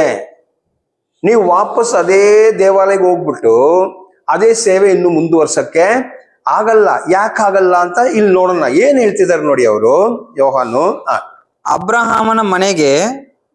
ಅಬ್ರಹಾಮನು ನಮಗೆ ಮೂಲ ಪುರುಷನಲ್ಲವೇ ಎಂಬುದು ಆಲೋಚನೆಯನ್ನು ಬಿಡಿರಿ. ನೋಡಿ, ಇವ್ರಿಗೆಲ್ಲ ಏನೊಂದು ಚಿಂತೆ ಇತ್ತು. ಲೋಕದಲ್ಲಿ ನಾವೆಲ್ಲ ಆದಾಮಲ್ಲಿ ಹುಟ್ಟಿರೋ ಮಕ್ಕಳು. ಅದೇನಾಯ್ತು, ಜಲಪ್ರಳಯ ಬರುವಾಗ ಈ ಆದಾಮ ಮಕ್ಕಳೆಲ್ಲ ತೀರೋಗ್ಬಿಟ್ರು. ಅದರಲ್ಲಿ ನೋವ ಅಂತ ಒಂದು ವ್ಯಕ್ತಿಯಿಂದ ಬಂದಿರುವ ಲೋಕನೇ ಈ 2ನೇ ಲೋಕ. ಸೊ ಮಿಕ್ಕಿದವರೆಲ್ಲ ಯಾರು? ನೋವಾಗೆ ಹುಟ್ಟಿರೋ 3 ಮಕ್ಕಳು, ಶೆಮ್ಮು, ಹಾಮು, ಯಾಫೆತ್ ಅಂತ 3 ಮಕ್ಕಳ ಸಂತಾನಗಳೇ ಇವಾಗ ಲೋಕದಲ್ಲಿ ತುಂಬಿರೋದು. ಈ ಶೆಮ್ ವಂಶದಲ್ಲಿ ದೇವರು ಅಬ್ರಾಮನ್ನು ಆರಿಸ್ಕೊಂಡ್ರು. ಅದೇ ನಾವು ಆದಿಕಾಂಡ 12 ನೋಡ್ತಾ ಇರೋದು. ಸೊ ದೇವ್ರ ಉದ್ದೇಶ ಏನು? ಅಬ್ರಾಮು, ನಿನ್ನನ್ನು ನಾನು ನೋವ ಮಕ್ಕಳ ಮಧ್ಯದಿಂದ ನಿನ್ನನ್ನು ನಾನು ಬೇರೆ ಮಾಡಿರೋದು ಒಂದು ಉದ್ದೇಶಕ್ಕಾಗಿ. ಅದೇನು ಉದ್ದೇಶ? ಈಗ ನೋಡಿ, ಆದಿಕಾಂಡ 12:1.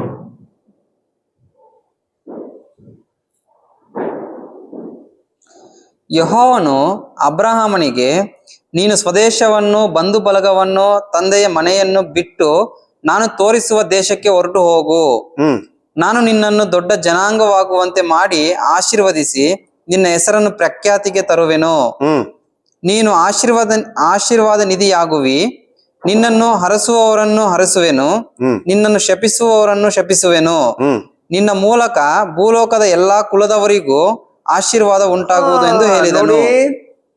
ಅಬ್ರಾಹ್ಮನ್, ನಾನು ನಿನ್ನನ್ನು ಬೇರೆ ಮಾಡ್ತಾ ಇರೋದು ಒಂದು ಉದ್ದೇಶ. ನನಗೆ ನೀನು ಒಂದು ದೊಡ್ಡ ಜಾತಿ ಆಗ್ಬೇಕು, ನಿನಗೆ ಮಕ್ಕಳು ಹುಟ್ಟಬೇಕು, ಅವ್ರಿಗೆ ಮಕ್ಕಳು ಮಕ್ಕಳು ಮಕ್ಕಳೆಲ್ಲ. ಅದೇ ಮೋಶೆಯಲ್ಲಿ ಬಂದಿರುವ ಇಸ್ರೇಲ್ ಜನ, ಮೋಶೆ ಕಾಲದಲ್ಲಿ ಇರುವ ಇಸ್ರೇಲ್ ಜನ, ಇದು ಅಬ್ರಾಹ್ಮ ಮಕ್ಕಳೇ. ದೇವ್ರನ್ನ ಆರಿಸ್ಕೊಂಡಿದೆ ಏನಕ್ಕೂ? ಇವರನ್ನ ಇಟ್ಕೊಂಡು ಇವರ ಮುಖಾಂತರ ಇವರಿಗೆ ಕೊಡುವ ಆಶೀರ್ವಾದದ ಭಾಗವಾಗಿ ಮಿಕ್ಕಿದವರು ಲೋಕದವರು ಅಂತ ಹೇಳುವಾಗ ಅದು ನೋವನ ಮಕ್ಕಳು. ಯಾರು? ಶೆಮ್ಮಲ್ಲಿ ಹುಟ್ಟಿರೋರು ಇದ್ದಾರೆ, ಹ್ಯಾಮಲ್ಲಿ ಹುಟ್ಟಿರೋರು ಇದ್ದಾರೆ, ಯಾಫತಲ್ಲಿ ಹುಟ್ಟಿರೋರು ಇದ್ದಾರೆ. ಇದರಲ್ಲಿ ಅಬ್ರಾಮ್ದ ಮಾತ್ರ ಒಂದು ಹೊಸ ಮಾರ್ಗ ಪ್ರಾರಂಭ ಮಾಡಿರೋದು. ಅಬ್ರಾಮ್ಗೆ ಮಕ್ಕಳು ಅಂತ ಹೇಳುವಾಗ ಈ ಒಂದು ವಂಶಕ್ಕೆ ಅಬ್ರಾಮೇ ತಂದೆ ಆಗ್ಬಿಟ್ರು. ಸೊ ಈ ಒಂದು ಮಕ್ಕಳಿಗೆ ಅದರಲ್ಲಿ ಇಷ್ಮಾಯೇಲನ್ನು ದೇವ್ರು ಬಿಟ್ಬಿಟ್ರು. ಆಮೇಲೆ ಹುಟ್ಟಿರುವ ಏಸಾವನ್ನು ಬಿಟ್ಬಿಟ್ರು. ಯಾಕೋಬಲ್ಲಿ ಹುಟ್ಟಿರುವ 12 ಮಕ್ಕಳನ್ನು ಮಾತ್ರ ಸ್ವೀಕಾರ ಮಾಡಿ ಅವರನ್ನು ಒಂದು ದೇಶವಂತ ಮಾಡಿ ಕರ್ಕೊಂಡು ಬಂದಿರೋದು ಏನಕ್ಕೆ? ಇವರು ಒಳ್ಳೆ ರೀತಿಯಲ್ಲಿ ನಡೆದು, ವಿಧೇಯರಾಗಿ ನಡೆದು, ದೇವರಿಂದ ಆಶೀರ್ವಾದ ಹೊಂದಿ, ಈ ಆಶೀರ್ವಾದ ಇವ್ರ ಮುಖಾಂತರ ದೇವರು ಲೋಕಕ್ಕೆ ಕೊಡ್ಬೇಕಂತ ದೇವರು ಆರಿಸ್ಕೊಂಡಿರೋದು. ಆದ್ರೆ ಇವರು ದೇವರ ಧರ್ಮಶಾಸ್ತ್ರ ನಡೀಲಿಲ್ಲ. ಇವರೇ ಪಾಪಿ ಆಗುವಾಗ ಇನ್ನು ದೇವ್ರ ಲೋಕದವ್ರನ್ನ ಹೆಂಗ್ ಆಶೀರ್ವಾದ ಕೊಡೋದು? ಹೆಂಗ್ ಕೊಡೋಕ್ಕಾಗುತ್ತೆ? ಅದಕ್ಕೆ ಇವ್ರು ಹೇಳ್ತಿದ್ದಾರೆ, ಈ ಯೋಹಾನ ಸ್ನಾನಕನು, ನೋಡಿ, ನೀವು ಅಬ್ರಾಮ್ ಮಕ್ಕಳು ಅಂತ ಮಾತ್ರ ಹೇಳಿದ್ರೆ ಸಾಲಲ್ಲ. ಕಾರಣ ಇವ್ರ ನಂಬಿಕೆ ಏನಿತ್ತು? ಬೇರೆಲ್ಲ ಲೋಕದ ಮಕ್ಕಳೆಲ್ಲ ನಮ್ ದೇವರ ಜನ ಅಲ್ಲ, ಅವರೆಲ್ಲ ಯಾರನ್ನೆಲ್ಲ ಸೇವೆ ಮಾಡ್ತಿದ್ದಾರೆ, ಅವರೆಲ್ಲ ದೇವ್ರುಗಳಲ್ಲ ಅಂತ ಅಬ್ರಾಮ ಜನರಿಗೆ ಒಂದು ಅಹಂಕಾರ ಬಂದ್ಬಿಡ್ತು. ಆದ್ರೆ ದೇವ್ರ ಅಬ್ರಾಮ್ ಜನ ಕರೆದಿರೋದೇನಕ್ಕೆ? ನಿಮ್ಮ ಮುಖಾಂತರ ನಾನು ಅವ್ರನ್ನ ಆಶೀರ್ವದಿಸ್ಬೇಕಂತ.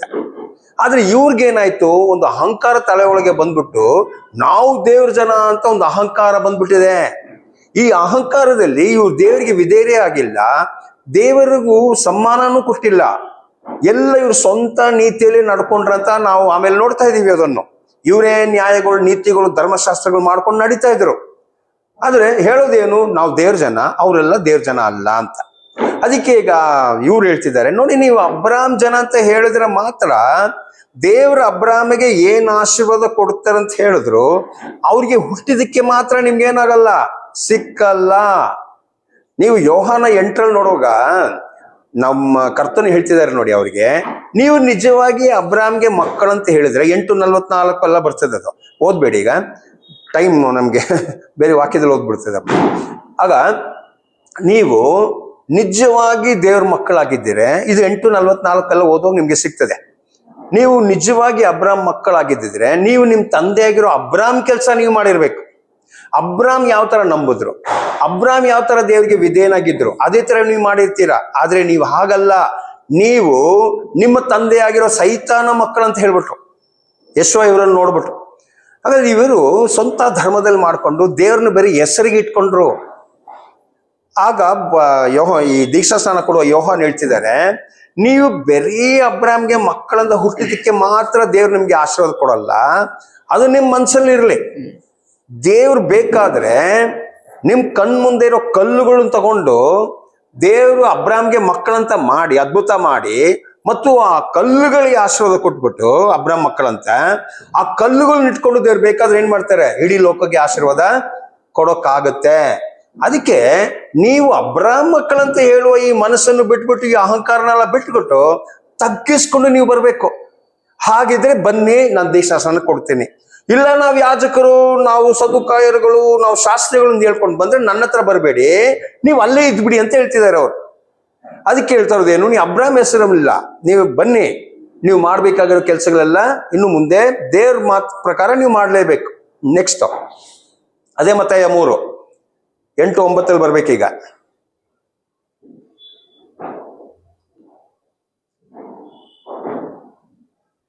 3:8-9.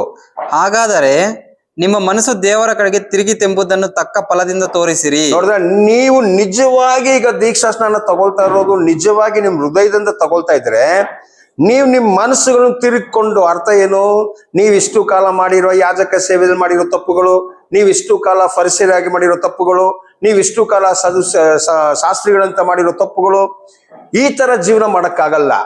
ನೀವು ನನ್ನ ಹತ್ರ ಯೋಹಾನ ಹತ್ರ ಸ್ನಾನ ತಗೊಂಡು, ಅದೇ ಯೋಹಾನ್ ಹೇಳ್ತಾ ಇರೋದು, ನೀವು ವಾಪಸ್ ಹೋಗುವಾಗ ನೀವ್ ಯಾವ್ದಕ್ಕೆ ಸ್ನಾನ ತಗೊಂಡಿದ್ದೀರಾ ಆದದ್ದು ಪ್ರಕಾರ ನೀವು ಫಲ ಕೊಡ್ಲೇಬೇಕು, ನೀವು ಕೊಡ್ಲೇಬೇಕು. ಹಂಗಾದ್ರೆ ಯೋಹಾನು ಲೋಕದಲ್ಲಿರುವ ಪಾಪಿಗಳಿಗೆ ಏನ್ ಮಾಡ್ತಾ ಇರ್ಲಿಲ್ಲ ಸ್ನಾನ. ಆದಾಮಲ್ಲಿ ಪಾಪಿಯಾಗಿ ಹುಟ್ಟಿರುವ, ನೋವಾದಲ್ಲಿ ಪಾಪ ಮಾಡೋ ಮಕ್ಕಳಿಗೆ ಸ್ನಾನ ಕೊಡಕ್ಕೆ ಯೋಹಾನು ಬಂದಿಲ್ಲ, ದೇವ್ರು ಕಳಿಸೂ ಇಲ್ಲ. ಇದು ಇವತ್ತು ಕ್ರೈಸ್ತರು ತಿಳ್ಕೊಳ್ಬೇಕು. ಕ್ರೈಸ್ತರಿಗೆ ಈ ಗಲಿಬಿಲಿ ಇದೆ. ಯೋಹಾನು ಯಾರಿಗೆ ದೀಕ್ಷಾ ಸ್ನಾನ ಕೊಟ್ರಂತ? ಯೋಹಾನು ಇಸ್ರೇಲ್ ಬಿಟ್ಟು ಹೊರಗೆ ಹೋಗಿ ಒಬ್ರಿಗೂ ಏನ್ ಮಾಡ್ಲಿಲ್ಲ, ದೀಕ್ಷಾ ಸ್ನಾನ ಕೊಟ್ಟಿಲ್ಲ. ಯೋಹಾನ ಹತ್ರ ಬಂದಿರೋದು ಯಾರು? ಎಲ್ಲ ಅಬ್ರಾಮ ಮಕ್ಕಳು. ಯಾಕೆ ಬಂದ್ರು? ಅವರ ಪಾಪಗಳು ಪರಿಹಾರ ಆಗೋದಕ್ಕೆ ಯೋಹಾನು ದೀಕ್ಷಾ ಸ್ನಾನ ಕೊಡೋದು ಗೊತ್ತಾಗಿದ್ದಕ್ಕೆ ಅವ್ರು ವಾಪಸ್ ಬಂದು ಏನ್ ಮಾಡ್ತಾ ಇದ್ರು, ಯೋಹಾನ ಹತ್ರ ದೀಕ್ಷಾ ಸ್ನಾನ ತಗೊಳಕ್ಕೆ ಬರ್ತಾ ಇದ್ರು. ನೆಕ್ಸ್ಟ್, ಅಬ್ರಹಾಮನು ನಮಗೆ ಮೂಲ ಪುರುಷನಲ್ಲವೇ ಎಂಬುವ ಆಲೋಚನೆಯನ್ನು ಬಿಡಿರಿ. ಹಾಗಾದ್ರೆ ನಾವು ಅಬ್ರಾಮ್ಗೆ ಹುಟ್ಟಿದೀವಿ ಅಂತ ಹೇಳೋದು ಬಿಟ್ಬಿಡಿ, ನಡೆಯಲ್ಲ ಇಲ್ಲಿ. ದೇವರು ಅಬ್ರಹಾಮನಿಗೆ ಈ ಕಲ್ಲುಗಳಿಂದಲೂ ಮಕ್ಕಳನ್ನು ಹುಟ್ಟಿಸಬಲ್ಲನೆಂದು ನಿಮಗೆ ಹೇಳುತ್ತೇನೆ. ಈಗಲೇ ಮರಗಳ ಬೇರಿಗೆ ಕೊಡಲಿ ಹಾಕಿದೆ, ಒಳ್ಳೆ ಫಲವನ್ನು ಕೊಡದ ಪ್ರತಿಯೊಂದು ಮರವನ್ನು ಕಡಿದು ಬೆಂಕಿಯಲ್ಲಿ ಹಾಕುವರು. ನಾನಂತೂ ನಿಮ್ಮ ಮನಸ್ಸು ತಿರುಗಿಕೊಳ್ಳಬೇಕೆಂಬುದಕ್ಕೆ ನಿಮಗೆ ನೀರಿನಲ್ಲಿ ಸ್ನಾನ ಮಾಡಿಸುತ್ತೇನೆ. ಹಾಗಾದ್ರೆ ಏನು, ನಾನ್ ನಿಮ್ಗೆ ಈ ಪಾಪದ ಪರಿಹಾರಕ್ಕಾಗಿ ದೀಕ್ಷಾ ಸ್ನಾನ ಕೊಟ್ಟ ತಕ್ಷಣ ನೀವೇನಾಗ್ಬೇಕು, ನಿಮ್ಮ ಮನಸ್ಸುಗಳು ತಿರುಗಿಸ್ಕೊಳ್ಬೇಕು. ಹಾಗಾದ್ರೆ ಯಾರು ಬರೀತಾರೆ ರೆಕಾರ್ಡ್ ಅಲ್ಲಿ? ಯಾರ್ಯಾರು ಯೋಹಾನ ಹತ್ರ ದೀಕ್ಷಾ ಸ್ನಾನ ತಗೊಂಡ್ರು ಅವ್ರ ಹೆಸರುಗಳು ದೇವ್ರು ಬರೀತಾರೆ. ಏನಂತ? ಓಕೆ, ಇಂಥ ವ್ಯಕ್ತಿ ಹೋಗಿ ಯೋಹಾನ ಹತ್ರ ದೀಕ್ಷಾ ಸ್ನಾನ ತಗೊಂಡಿದ್ದಾರೆ, ಇವರ ಪರಿ ಎಲ್ಲ ಹಳೆದು ಹೋಯ್ತು, ಇನ್ನು ಇವ್ರು ಹೊಸದಾಗಿ ನಡಿಬೇಕು. ನೋಡಿ, ತಿರುಗಿಕೊಂಡು ಮನಸ್ಸು ಪರಿವರ್ತನೆ ಮಾಡಿಕೊಂಡು ದೇವ್ರ ಮಾತಲ್ಲಿ ನಡಿಬೇಕಂತಾನೆ ಯೋಹಾನು ಒಂದು ಮಾರ್ಗವನ್ನು ಸಿದ್ಧ ಮಾಡ್ತಾ ಇದ್ರು. ಹಾಗಾದ್ರೆ ತುಂಬಾ ಜನ ಯೋಹಾನ ಹತ್ರ ಹೋಗ್ತಾ ಇದ್ರು. ಎಷ್ಟು ಮಟ್ಟಿಗೆ ಹೋಗ್ತಾ ಇದ್ದಾರೆ ಅಂದ್ರೆ, ಆ ಕಾಲದಲ್ಲಿರೋ ಹೇರೋದಿಗೆ ಹೇಗಾದ್ರೂ ಈ ವ್ಯಕ್ತಿಯನ್ನು ಸಾಯಿಸ್ಬೇಕಂತ ಒಂದು ಸಣ್ಣ ಕಾರಣಕ್ಕೆ, ಬರೀ ಒಂದು ನೃತ್ಯ ಅಂತ ಹೇಳೋ ಒಂದು ಹೆಸರಿಗೆ ಈ ಇಸ್ರೇಲ್ ಒಂದು ದೊಡ್ಡ ವ್ಯಕ್ತಿಯನ್ನು ಕೊಂದಾಗ್ಬಿಟ್ರು. ಅರ್ಥ, ಇವ್ರು ಮಾಡೋ ಸೇವೆ ಅವ್ರಿಗೆ ವಿರೋಧವಾಗಿತ್ತು. ಅದು ನಾವು ಇನ್ನು ಬೇರೆ ಸಬ್ಜೆಕ್ಟ್ಗಳು ಓದುವಾಗ ಆವಾಗ ಹೇರೋದ್ ಮನಸ್ಸಲ್ಲಿ ಏನು ಉದ್ದೇಶ ಇತ್ತು ಅಂತೆಲ್ಲ ನಾವು ಆವಾಗ ಪಾಠ ಮಾಡ್ತೀವಿ. ಇದೆರಡು ನಾನು ಕನ್ಫ್ಯೂಸ್ ಮಾಡಲ್ಲ. ಈಗ ನಾವು ಮಾಡ್ತಾ ಇರೋದೇನು, ಇವ್ರು ಏನ್ ಈ ಪ್ರವಾದಿ ಯಾರು, ಮತ್ತು ಎಲಿಯ ಯಾರು, ಇದೆಲ್ಲ ಏನಿದೆ ದೇವ್ರು ಕಳಿಸ್ಕೊಟ್ರು, ಇದು ದೇವರು ಲೋಕದಲ್ಲಿರೋ ಜನರಿಗೆ ಕಳಿಸ್ಕೊಟ್ಟಿಲ್ಲ. ಇದು ಬೇರೆ ಅಬ್ರಾಮ ಮಕ್ಕಳಿಗೆ ಪ್ರಾರಂಭ ಮಾಡಿರೋದು ಯಾರು? ಯೋಹಾನು. ಸೊ ಯೋಹಾನ್ ಏನಂತ ಹೇಳ್ತಿದ್ದಾರೆ ನೋಡಿ, ನಾನೀಗ ಕೊಡ್ತಾ ಇರೋದು ಇಷ್ಟೇ. ಆದರೆ ನನ್ನ ಹಿಂದೆ ಬರುವವನು ನನಗಿಂತ ಶಕ್ತನು. ನೋಡಿ, ಆಗ ಇವ್ರಿಗೊಂದು ನಂಬಿಕೆ ಇದೆ. ಇವ್ರಿಗೂ ಒಂದು ದೀಕ್ಷಾ ಸ್ನಾನ ಕೊಡೋಕೆ ಕಳಿಸಿರೋ ವ್ಯಕ್ತಿ ದೇವರು ಒಂದು ಸತ್ಯ ಹೇಳ್ಕೊಟ್ಟಿದ್ದಾರೆ ಇವ್ರಿಗೆ. ಅವ್ರು ನೀವು ಕಾಯ್ತಾ ಇರ್ಬೇಕು, ಆ ವ್ಯಕ್ತಿ ಯಾರಂತ. ಆ ವ್ಯಕ್ತಿ ಬರೋ ತನಕ ಯೋಹಾನು ದೀಕ್ಷಾ ಸ್ನಾನ ಕೊಡ್ಬೇಕು. ಅದಕ್ಕೆ ಅವ್ರು ಹೇಳ್ತಿದ್ದಾರೆ, ನಾನಲ್ಲ, ಆ ವ್ಯಕ್ತಿ ಎಂತ ಪರಿಶುದ್ಧ ವ್ಯಕ್ತಿ ಅಂದ್ರೆ ನೋಡಿ, ಇವರೇ ಪಾಪ ಪರಿಹಾರಕ್ಕಾಗಿ ಬೇರೆ ಪಾಪಿಗಳಿಗೆ ದೀಕ್ಷಾ ಸ್ನಾನ ಕೊಡ್ತಾ ಇರುವಾಗ, ಆಗ ಇವ್ರ ನಂತರ ಬರೋರು ಯಾವ ತರ ಜೀವನ ನಡೆದಿರ್ಬೇಕು, ಯಾವ ತರ ಧರ್ಮಶಾಸ್ತ್ರದನ್ನು ಕಾಯ್ಕೊಂಡು ಒಂದು ತಪ್ಪು ಮಾಡದೆ ನಡಿಬೇಕು. ಕಾರಣ ತಪ್ಪು ಮಾಡಿದ್ರೆ ಯೋಹಾನ ದೀಕ್ಷಾ ಸ್ನಾನ ಕೊಡ್ಬೇಕು. ಕಾರಣ ಯೋಹಾನ ದೀಕ್ಷಾ ಸ್ನಾನ ಕೊಡ್ತಾ ಇರೋದು ಯಾರಿಗೆ? ಪಾಪಿಗಳಿಗೆ. ಆಗ ಅವ್ರು ಹೇಳ್ತಾ ಇದಾರೆ, ನನ್ನ ನಂತರ ಒಬ್ರು ಬರ್ತಾರೆ, ನೆಕ್ಸ್ಟ್. ಆತನ ಕೆರಗಳನ್ನು ಹೊರಲಿಕ್ಕೂ ನಾನು ಯೋಗ್ಯನಲ್ಲ. ಇದಕ್ಕೇನ್ ಅರ್ಥ? ಗುಲಾಮು. ಒಬ್ಬರಿಗೆ ಚಪ್ಪಲಿ ಹಾಕೊಡೋದು, ಈ ತರ ಸೇವೆ ಮಾಡೋದು ಯಾರು? ಒಂದು ಮನೆಯಲ್ಲಿರುವ ಸೇವಕನಲ್ಲ. ಒಂದು ಮನೆಯಲ್ಲಿರುವ ಸೇವಕನು ಆ ತರ ಇಸ್ರೇಲ್ ಅಲ್ಲಿ ಸೇವಕರು ಅಂತ ಇದ್ದಾರೆ ಜನರು, ಅವ್ರು ಸಂಬಳಕ್ಕೆ ಕೆಲಸ ಮಾಡೋದು, ಅವ್ರು ಹಾಕೊಡಲ್ಲ. ಬಟ್ ಅದೇ ಮನೆಯಲ್ಲಿ ಕಿವಿ ಚುಚ್ಚಿರೋ ಗುಲಾಮ್ಗಳು ಇರ್ತಾರೆ. ಈ ಗುಲಾಮು ಎಲ್ಲ ಸೇವೆಗಳು ಮಾಡ್ಬೇಕು. ಇನ್ನೂ ಒಂದ್ ಕಡೆ ನಾವು ನೋಡುವಾಗ ಲೂಕ 17 ಹೇಳ್ತಾ ಇರೋ ವಿಷಯ ಅದು. ಒಂದ್ ಸಾಮ್ಯದಲ್ಲಿ ಹೇಳ್ತೀವಿ ನೋಡಿ, ಒಂದು ಗುಲಾಮು ವಾಪಸ್ ಬರುವಾಗ ಅವನ್ ಊಟಕ್ಕೆ ಕೂತ್ಕೊಳ್ಳುವಾಗ ಯಜಮಾನ್ ಹೇಳ್ತಾನಂತೆ, ನನಗೆ ಊಟ ಬಡಿಸು ಫಸ್ಟ್ ಅಂತ. ಅವಾಗ ಅದೆಲ್ಲ ಬಿಟ್ಬಿಟ್ಟು ಹೋಗಿ ಕೊಡ್ಬೇಕಂತೆ. ಇದು ಗುಲಾಮು. ಸೇವಕನ ಏನ್ ಮಾಡ್ತಾನೆ, ನಿನ್ ಕೆಲ್ಸನೂ ಬೇಡ ಏನು ಬೇಡ ಅಂತ ಬಿಟ್ಟು ಹೋಗ್ತಾನೆ. ಬಟ್ ಒಂದು ಗುಲಾಮ್ ಹೋಗಕ್ಕಾಗಲ್ಲ ಇಸ್ರೇಲ್ ಒಳಗೆ. ಗುಲಾಮ್ ಕಿವಿ ಚುಚ್ಚಿದರೆ ಅರ್ಥ ನಿನ್ ಕುಟುಂಬ ಎಲ್ಲ ನಂದೇ ಅಂತ. ಅದು ಆ ತರ ನಾನೊಂದು ಗುಲಾಮನು ಅಲ್ಲ ಅಂತ ಹೇಳ್ತಿದ್ದಾರೆ. ಆ ವ್ಯಕ್ತಿ ಎಷ್ಟು ಒಳ್ಳೆ ವ್ಯಕ್ತಿ, ಎಷ್ಟು ಪರಿಶುದ್ಧವಾಗಿ ನಡೆದಿದ್ದಾರೆ ಅಂದ್ರೆ, ಅವ್ರಿಗೆ ನಾನು ಗುಲಾಮ್ ಆಗೋಕ್ಕೂ ಯೋಗ್ಯ ಇಲ್ಲ, ಅವ್ರಿಗೆ ನಾನು ಗುಲಾಮ ಸೇವೆ ಮಾಡೋಕ್ಕೂ ನನಗೆ ಯೋಗ್ಯ ಇಲ್ಲ ಅಂತ ಪಾಪನೇ ಮಾಡಿಲ್ಲ ಇವರು. ಯೋಹಾನು ಮಾಡೇ ಇಲ್ಲದ ಯೋಹಾನ್ ಹೇಳ್ತಿದ್ದಾರೆ, ಆ ವ್ಯಕ್ತಿಗೆ ನಾನು ಗುಲಾಮ್ ಆಗೋಕ್ಕೂ ಯೋಗ್ಯ ಇಲ್ಲ ಅಂತ. ನೆಕ್ಸ್ಟ್. ಆತನು ಪವಿತ್ರಾತ್ಮನಲ್ಲಿಯೂ ಬೆಂಕಿಯಲ್ಲಿಯೂ ನಿಮಗೆ ಸ್ನಾನ ಮಾಡಿಸುವನು. ಯಾರಿಗೆ? ನಾನು ನಿಮಗೆ ನೀರಲ್ಲಿ ಕೊಡ್ತಾ ಇದ್ದೇನೆ ಪಾಪ ಪರಿಹಾರಕ್ಕಾಗಿ. ಸೊ ನನ್ನ ಹತ್ರ ದೀಕ್ಷಾಸ್ನಾನ ತಗೊಂಡಿರೋರಿಗೆ ಪಾಪ ರದ್ದಾಯ್ತು. ಆದ್ರೆ ಅವ್ರ ಹತ್ರ ದೀಕ್ಷಾಸ್ನಾನ ತಗೊಳ್ಳೋರಿಗೆ ಇದು ಅಬ್ರಾಮ್ ಮನೆಯವರಿಗೆ ಕರ್ತನು ಕೊಟ್ಟಿರೋದು. ಇದು ಕರ್ತನು ಯಾರು ಕೊಡ್ತಾರೆ ಅವರಿಗೆ ಮಾತ್ರ ಇದಾಗೋದು. ಈ ಹೆಸರು ಹೇಳ್ಕೊಂಡು ನಾವ್ ಹೇಳಕ್ಕಾಗಲ್ಲ, ನಾನ್ ಕೊಟ್ಬಿಟ್ರೆ ಬೆಂಕಿ ಬಂದ್ಬಿಡ್ತದಂತ. ಇವಾಗ ಕ್ರೈಸ್ತರು ತುಂಬಾ ಗೆಲಿಬಿಲಿ ಮಾಡ್ಕೊಂಡು ಹೇಳ್ತಿದ್ದಾರೆ. ಇದು ಕಾಂಟೆಕ್ಸ್ಟ್ ಅಲ್ಲಿ ನೋಡುವಾಗ ಇದು ಬರೀ ಯೇಸುವ ಬಗ್ಗೆ ಯೋಹಾನು ಹೇಳ್ತಾ ಇರೋ ಒಂದು ವಾಕ್ಯ. ಈ ಒಂದು ಅಧಿಕಾರ ಬೇರೆ ಯಾರಿಗೂ ಇಲ್ಲ, ಇದು ಬರೀ ಯೇಸುವಿಗೆ ಮಾತ್ರ ಇರೋದು. ಸೊ ಯೇಸುವ ಏನ್ ಮಾಡ್ಬೇಕೀಗ, ಅವ್ರ ನಂತರ ಬರೋರಿಗೆ ಅವ್ರ ದೀಕ್ಷಾಸನ ಕೊಡುವಾಗ, ಅವರಿಗೆ ಕೆಲವು ಕೆಲಸ ಮಾಡುವಾಗ ಇವ್ರಿಗೆ ಪವಿತ್ರ ಆತ್ಮ ಮತ್ತು ಬೆಂಕಿಯಿಂದ ಏನಾಗ್ತದೆ ಅಂತ ಅವ್ರಿಗೆ ಸ್ನಾನ ಆಗುತ್ತೆ ಅಂತ. ಆ ಶಕ್ತಿ ಇರೋದು ಕರ್ತನಿಗೆ. ನೆಕ್ಸ್ಟ್. ಆತನು ಮೊರವನ್ನು ಕೈಯಲ್ಲಿ ಹಿಡಿದಿದ್ದಾನೆ, ತನ್ನ ಕಣದಲ್ಲಿಯ ರಾಶಿಯನ್ನು ತೂರಿ ಹಸನು ಮಾಡಿ ತನ್ನ ಗೋಧಿಯನ್ನು ಕಣಜದಲ್ಲಿ ತುಂಬಿಕೊಂಡು ಹೊಟ್ಟನ್ನು ಆರದ ಬೆಂಕಿಯಲ್ಲಿ ಸುಟ್ಟು ಬಿಡುವನು ಎಂದು ಹೇಳಿದನು. ಇವ್ರು ಏನ್ ಮಾಡ್ತಾರಂತೆ, ಇವ್ರು ಬಂದಿರೋದು ಒಂದು ಸುಗ್ಗಿ ಕೆಲಸ ಮಾಡಕ್ಕೆ. ಅರ್ಥ, ಅಬ್ರಾಮಲ್ಲಿ ಬಿತ್ತಿರೋ ಜನ ಈಗ ಬೆಳೆದು ಒಂದು ತುಂಬಾ ಒಳ್ಳೆ ಒಳತರ ಆಗ್ಬಿಟ್ಟಿದೆ. ಇದ್ರ ಒಳಗೆ ಫಲ ಕೊಟ್ಟಿರುವ ಜನರನ್ನು ಮಾತ್ರ ಸುಗ್ಗಿ ಮಾಡಕ್ಕೆ ಯಾರು ಬರ್ತಾ ಇರೋದು? ಯೋಹಾನಕ್ಕೆ ನಂತರ ಬರ್ತಾ ಇರುವ ಮೆಸ್ಸಿಯ ಅಥವಾ ಆ ಒಂದು ಪ್ರವಾದಿ. ಅವರು ಯಾರಿಗೆ ರಕ್ಷಣೆ ಕೊಡ್ತಾರಂತೆ ಅಬ್ರಾಮ್ ಒಳಗೆ? ಎಲ್ಲರಿಗೂ ಅಲ್ಲ. ಅವ್ರು ಕೊಡೋದು ಯಾರಿಗೆ ಅಂತೆ? ಅವ್ರು ಹೇಳ್ತಿದ್ದಾರೆ ಕ್ಲಿಯರ್ ಆಗಿ, ಯಾರು ಯೋಹಾನ ಹತ್ರ ದೀಕ್ಷಾ ಸ್ನಾನ ತಗೊಂಡು ಮನಸ್ಸು ತಿರುಗಿಕೊಂಡು ಧರ್ಮಶಾಸ್ತ್ರದಲ್ಲಿ ನಡೀತಾ ಇದಾರಲ್ಲ, ಇನ್ನು ಪಾಪ ಮಾಡದೆ, ಅಂಥವರಿಗೆ ಕರ್ತನು ಬಂದ್ಬಿಟ್ಟು ಅಂಥವ್ರಿಗೆ ಮಾತ್ರನೇ ಹೇಳಿರೋದು. ಅಂಥವರಿಗೆ ಅವ್ರ ಕೈಯಲ್ಲಿ ಏನಿದೆ ಅಂತೆ, ಒಂದು ಮೊರ, ಅದರಲ್ಲಿ ಗೋಧಿ ಮತ್ತು ಒಟ್ಟನೆಲ್ಲ ಕಣಜನೆಲ್ಲ ಹಾಕ್ಬಿಟ್ಟು ಬೇರೆ ಬೇರೆ ಮಾಡುವಾಗ ಒಂದ್ ಕಡೆ ಗೋಧಿ ಆಗ್ತದೆ, ಇನ್ನೊಂದ್ ಕಡೆ ಖನಿಜಗಳು ಬೀಳ್ತದೆ. ಈಗ ಗೋಧಿಗಳಿಗೆ ಪವಿತ್ರಾತ್ಮ ಕೊಡ್ಬೇಕು ಮತ್ತು ಖನಿಜಗಳಿಗೆ ಬೆಂಕಿಯಲ್ಲಿ ನಾಶ ಮಾಡೋದು. ಆ ಬೆಂಕಿಯಲ್ಲಿರೋ ದೀಕ್ಷಾ ಸ್ನಾನ ಅಂತ ಹೇಳಿರೋದು ಅದು ಯೋಹಾನು ಹೇಳಿದ್ರು. ಮರದಲ್ಲಿ ನಾನು ಏನ್ ಮಾಡಿದ್ದೀನಿ, ಈಗ ಕೊಡುಗೆ ಹಾಕಿದ್ದೀನಿ. ಅವ್ರು ಬಂದು ಕತ್ತರಿಸಿ ಫಲ ಕೊಡೋರು ಒಂದ್ ಕಡೆ ಹಾಕ್ತಾರೆ. ಯಾರು ಫಲ ಧರ್ಮಶಾಸ್ತ್ರದ ಪ್ರಕಾರ ಅಬ್ರಾಮ್ಗೆ ಮಗನಾಗಿ ಹುಟ್ಟಿರೋರು, ಅವ್ರು ಯಾರು ಕರೆಕ್ಟಾಗಿ ನಡೀಲಿಲ್ಲ, ಅವರನ್ನು ಇವ್ರು ಬೇರೆ ಬೇರೆ ಮಾಡಿ ಇವ್ರು ಕೆಲವ್ರನ್ನು ಬೆಂಕಿಗೆ ಹಾಕ್ತಾರೆ, ಇನ್ನು ಕೆಲವರಿಗೆ ಪವಿತ್ರಾತ್ಮ ಕೊಡೋದು. ಹಾಗಾದ್ರೆ ತೀರ್ಪು ಮಾಡೋಕೆ ಯಾರನ್ನು? ಅಬ್ರಾಮ್ ಜನರಿಗೆ ತೀರ್ಪು ಮಾಡೋಕೆ, ಒಳ್ಳೇದ್ ಮಾಡಿರೋರಿಗೆ ಆಶೀರ್ವಾದ ಕೊಡಬೇಕು. ಏನಕ್ಕೆ? ಇವ್ರ ಮುಖಾಂತರ ಮಿಕ್ಕಿದ ಮಕ್ಕಳಿಗೆ ಆಶೀರ್ವಾದ ಬರ್ಬೇಕಂತ ಇವ್ರನ್ನ ಆಶೀರ್ವದಿಸಕ್ಕೆ ಅವ್ರು ತೀರ್ಪು ಮಾಡೋಕ್ಕೆ ಬಂದಿರೋದು. ಆಗ ಮೆಸ್ಸಿಯ ಬಂದಿರೋದು ಲೋಕದಲ್ಲಿರುವ ಎಲ್ಲರಿಗೂ ಅಲ್ಲ. ಅವ್ರ ಸೇವೆ ಸ್ಟಾರ್ಟ್ ಮಾಡುವಾಗ ಅವ್ರು ಏನಂತ ಹೇಳಿದ್ರು? ಅವರು ಇದೇ ಹೇಳಿದ್ರು, ಇವ್ರು ಅಬ್ರಾಮ್ ಮನೆ ಅಲ್ವಾ. ಈಗ ಮತ್ತೆ 15:21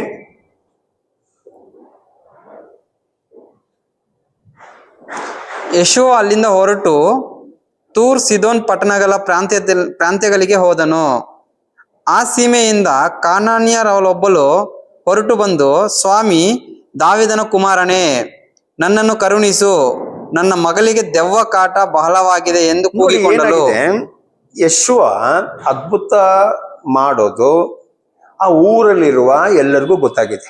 ಕಾರಣ ಆ ಕಾಲದಲ್ಲಿ ರೋಮ ಆಳ್ವಿಕೆ ಮಾಡ್ತಾ ಇರುವಾಗ ಎಲ್ಲರೂ ಒಟ್ಟಿಗಿರುವ ಒಂದು ಕಾಲ. ಅದೇ ಅದರಲ್ಲಿ ತೂರ್ ಸಂತಾನ ಇದ್ದಾರೆ, ಸಿದೋಮ್ ಸಂತಾನ ಇದ್ದಾರೆ, ಎಲ್ಲ ಮಿಕ್ಸ್ ಆಗ್ಬಿಟ್ಟಿದೆ. ಈಗ ಗ್ರೇಕ್ ಅವರಿದ್ದಾರೆ. ಅದಕ್ಕೆ ಫಸ್ಟ್ ಅಬ್ರಾಮ್ ದಾವೀದೆಲ್ಲ ಆಳ್ವಿಕೆ ಮಾಡುವಾಗ ಸ್ವಂತ ಜನ ಬಿಟ್ಬಿಟ್ಟು ಬೇರೆ ಯಾರನ್ನ ಏನ್ ಮಾಡಲ್ಲ ಅವರು, ಇನ್ನೊಬ್ರು ಅವ್ರಿಗೆ ಸೇವೆ ಮಾಡ್ಬೇಕು. ಇಲ್ಲ, ಅವರು ಸ್ಟ್ರೇಂಜರ್ ಆಗಿ ಇರ್ತಾ ಇದ್ರು. ಬಟ್ ಇವಾಗ ಈ ರಾಜ್ಯ ಬ್ಯಾಬಿಲಾನ್ ನೆಬೂಕದ್ನೆಚ್ಚರ್ ಕಾಲದಿಂದ ಹಿಡಿದು ಎಲ್ಲ ಮಿಕ್ಸ್ ಆಗ್ಬಿಟ್ಟಿದೆ ಇಸ್ರೇಲ್ ಒಳಗೆ. ಈಗ ನೆಬೂಕದ್ನೆಚ್ಚರ್ ಬಂದ್ರು, ನೆಬೂಕದ್ನೆಚ್ಚರ್ ಬಂದ್ರು, ಆಮೇಲೆ ಕೋರೆಸ್ ಬಂದ್ರು, ಆಮೇಲೆ ಅಲೆಕ್ಸಾಂಡರ್, ಆಮೇಲೆ ರೋಮು, ಇವರೆಲ್ಲ ಬಂದು ಆಳ್ವಿಕೆ ಸುಮಾರು ಒಂದು 400 ವರ್ಷ ಇವರೆಲ್ಲ ಆಳ್ವಿಕೆ ಮಾಡುವಾಗ ಇಸ್ರೇಲು ಯೆರೂಸಲೇಮ್ ಎಲ್ಲ ಒಳ್ಳೆ ಮಿಕ್ಸ್ ಆಗ್ಬಿಡ್ತು. ಅದರ ಒಳಗೆ ಒಂದು ಹೆಂಗ್ಸು, ಕಾನಾನ್ಯ ಹೆಂಗ್ಸು ಬಂದ್ಬಿಟ್ಟು, ಕರ್ತನೆ ನನ್ನ ಮಗಳಿಗೂ ಏನ್ ಮಾಡಿ ಸ್ವಲ್ಪ ಗುಣ ಮಾಡಿದ್ರೆ ಚೆನ್ನಾಗಿರ್ತದೆ.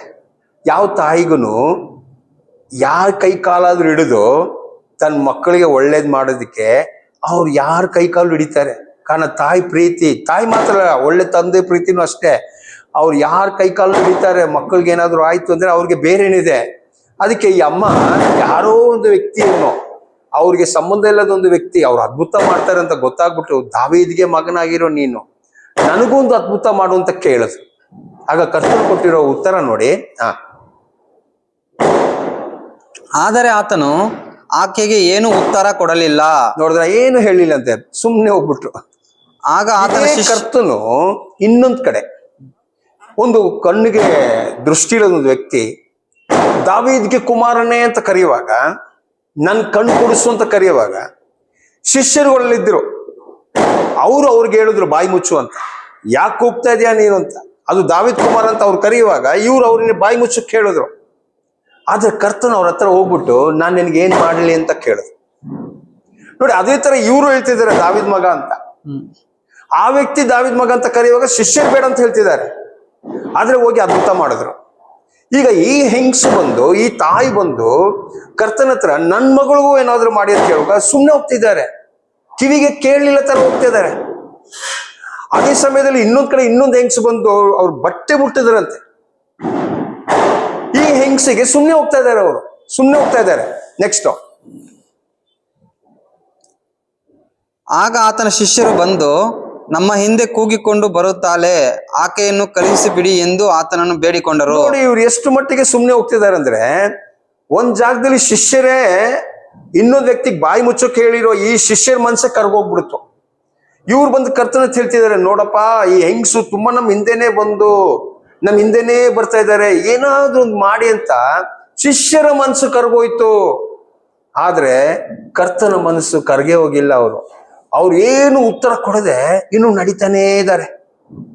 ನೆಕ್ಸ್ಟ್, ಅದಕ್ಕಾತನು ತಪ್ಪಿಸಿಕೊಂಡು ಕುರಿಗಳಂತಿರುವ ಇಸ್ರಾಯೇಲ್ ಮನೆತನದವರ ಬಳಿಗೆ ಹೊರತು ಮತ್ತಾರ ಬಳಿಗೂ ನಾನು ಕಳಿಸಲ್ಪಟ್ಟವನಲ್ಲ. ಇದು ನೀವು ಪೂರ್ತಿ ಸುವಾರ್ತೆ ಓದ್ ನೋಡಿ. ಮತ್ತೆ ಮಾರ್ಕು, ಲೂಕು, ಯೋಹಾನು ಎಲ್ಲ ಕಡೆ ಅಟ್ಲೀಸ್ಟ್ ಒಂದ್ಸಲ ಬರ್ತದೆ, ನಾನು ಅನ್ಯ ಜನರಿಗೆ ಸೇವೆ ಮಾಡೋಕ್ ಬಂದಿಲ್ಲ, ನನ್ನನ್ನು ಕಳಿಸ್ಕೊಟ್ಟಿರೋರು, ನೀನು ಅಬ್ರಾಮ್ ಮಕ್ಕಳಿಗೆ ಸೇವೆ ಮಾಡ್ಬೇಕಂತ ಕಳಿಸ್ಕೊಟ್ಟಿರೋದು. ಅದಕ್ಕೆ ನನ್ನ ತಂದೆ ಚಿತ್ತೆ ಮಾಡೋಕ್ಕೆ ಮಾತ್ರ ನಾನು ಬಂದಿದ್ದೇನೆ. ಅದಕ್ಕೆ ವಿರೋಧವಾಗಿ ನಾನು ಏನು ಮಾಡೋಕ್ಕಾಗಲ್ಲ. ಕಾರಣ ನೀವು ಯೋಹಾನ ಓದ್ ನೋಡಿ, ಅಲ್ಲಿ ಹೇಳ್ತಿದ್ದೆ, ನನ್ನನ್ನು ಕಳಿಸಿಕೊಟ್ಟಿರೋರು ನೀ ಎಂಥದ್ದು ಮಾಡ್ಬೇಕು, ಎಂಥದ್ದು ಮಾತಾಡ್ಬೇಕದನ್ನು ಅಧಿಕಾರ ದೇವರು ನೋಡಿ ಕಟ್ಟಲೆ ಕೊಟ್ಟು ಕಳಿಸದಂತೆ, ಕಮಾಂಡ್ಮೆಂಟ್ ಕೊಟ್ಟು ಕಳಿಸದಂತೆ ನೀವು ಹಿಂಗೆ ಮಾಡ್ಬೇಕಂತ. ಅಷ್ಟು ಭಯದಲ್ಲಿರುವ ಕರ್ತನೀಗ ಹೆಂಗೆ ದೇವರಿಗೆ ವಿರೋಧವಾಗಿ, ತನ್ನ ತಂದೆಗೆ ವಿರೋಧವಾಗಿ ಹೆಂಗ್ ಸೇವೆ ಮಾಡೋಕ್ಕಾಗತ್ತೆ? ಅದಕ್ಕೆ ಅವರು ಈ ಅನ್ಯ ಸ್ತ್ರೀ ಆಗಿರೋರಿಗೆ ಏನಂತ ಹೇಳ್ಬಿಟ್ರು, ನೋಡಮ್ಮ ನಾನು ಯಾರ ಹೆಸರಲ್ಲಿ ಅದ್ಭುತ ಮಾಡ್ತಾ ಇದ್ದೀನಿ ಅಥವಾ ಯಾರ ಶಕ್ತಿಯಿಂದ ನಾನು ಈ ಅದ್ಭುತಗಳು ಮಾಡ್ತಾ ಇದ್ದೀನಿ, ಅವರೇ ನನಗೆ ಅಬ್ರಾಮ್ ಮಕ್ಕಳಿಗೆ ಮಾಡ್ಬೇಕು, ನೀನು ಬೇರೆಯವ್ರಿಗೆ ಅಲ್ಲ ಅಂತ ಹೇಳಿ ಕಳ್ಸಿದಕ್ಕೆ ದಯವಿಟ್ಟು ನಾನ್ ಮಾಡಕ್ಕಾಗಲ್ಲ ಅಂತ ಹೇಳ್ತಾ ಇರೋದು. ನನ್ನ ಕೈಯಲ್ಲಿ ಆಗಲ್ಲ, ನನಗೆ ಅಧಿಕಾರ ಇಲ್ಲ, ನನ್ ದೇವ್ರು ನನ್ನ ಕೇಳ್ಬಿಡ್ತಾರೆ ಆಮೇಲೆ, ಅದಕ್ಕೆ ನಾನು ಇದು ಹೇಳಕ್ಕಾಗಲ್ಲ ಮಾಡಕ್ಕಾಗಲ್ಲ ಅಂತ. ಆದ್ರೆ ಹೆಂಗ್ಸ್ ಬಿಟ್ಟಿಲ್ಲ, ತಾಯಿ ಪ್ರೀತಿ ಬಿಟ್ಟಿಲ್ಲ. ನೋಡಿ ಏನ್ ಹೇಳ್ತಿದ್ದಾರೆ ನೋಡಿ ಅವರು.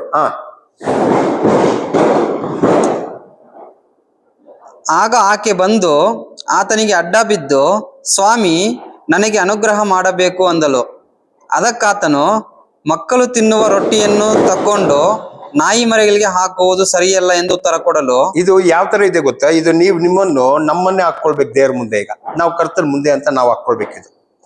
ಈಗ ನಾವು ಕರ್ತನ ಹತ್ರ ಹೋಗಿ ಏನೋ ಒಂದು ಕೇಳುವಾಗ ಕರ್ತನ ಹೇಳ್ತಿದಾರೆ, ನೋಡಪ್ಪ ನಾನಿದು ಅಬ್ರಾಮ್ ಮಕ್ಕಳಿಗೆ ಕೊಡ್ಬೇಕು, ನಿನ್ಗೆ ಕೊಡಲ್ಲ ಅಂತ ಹೇಳುವಾಗ ನಮ್ಗೆ ಮನ್ಸು ಹೆಂಗಾಗ್ತದೆ?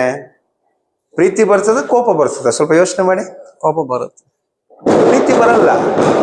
ಬಟ್ ಆದ್ರೆ ಅವರು ಇನ್ನೂ ತಗ್ಗಿಸ್ಕೊಂಡು ಹೋಗಿ ಏನೋ ಒಂದು ಮಾಡಿ ನನಗೆ ಆಗ ಹೇಳ್ಬಿಟ್ರು, ನೋಡಮ್ಮ, ಮನೆಯವ್ರಿಗಿರುವ ಊಟ ನನ್ನ ನಾಯಿಗೆ ಹೆಂಗ್ ಕೊಡೋದು? ನಾಯಿ ಮರಿಗೆ ಹೆಂಗ್ ಕೊಡೋದು? ನಾಯಿ ಆಗ್ಲಿ ನಾಯಿ ಮರಿ ಆಗ್ಲಿ ಜಾತಿ ಏನು? ನಾಯಿ ತಾನೆ. ಹಾಗಾದ್ರೆ ಮನೆಯಲ್ಲಿರುವ ಮಕ್ಕಳು, ಅದು ಆ ಮಗು ಮಾಂಸ ತಿನ್ಲಿ ಬೇಡ ಬಿಸಾಕ್ಲಿ, ಬಟ್ ಏನದು?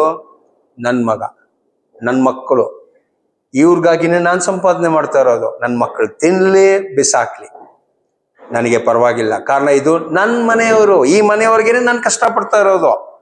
ಅದಕ್ಕೆ ಮನೆಯವರು ಒಂದ್ ಸೈಡು, ಅಬ್ರಾಮ್ ಮನೆಯವರು, ಮತ್ತು ಈ ಹೆಂಗ್ಸನ್ ಒಂಥರ, ಆ ಹೆಂಗ್ಸ್ ನಿಜ ಕೋಪ ಬರ್ಬೇಕು. ಆ ಹೆಂಗ್ಸಿಗೆ ಹೇಳ್ತಾ ಇರೋದು, ಮನೆಯವ್ರ ಊಟ ನನ್ನ ನಾಯಿ ಮರಿಗೆ ಹಾಕಕ್ಕಾಗಲ್ಲ, ನಾಯಿ ಮರಿಗೆ ಕೊಡಕ್ಕಾಗಲ್ಲ. ಹಂಗ ಒಂದ್ ರೀತಿಯಲ್ಲಿ ಹೇಳ್ತಾರೆ ಇದನ್ನು. ಈ ಹೆಂಗ್ಸನ್ನು ನಾಯಿಗೆ ಹೋಲಿಸ್ಬಿಟ್ರು. ಆಗ ಏನಾಗ್ತದೆ? ನಮ್ಗೆ ಕೋಪ ಬಂದ್ಬಿಟ್ಟು ಬೈಬೇಕು.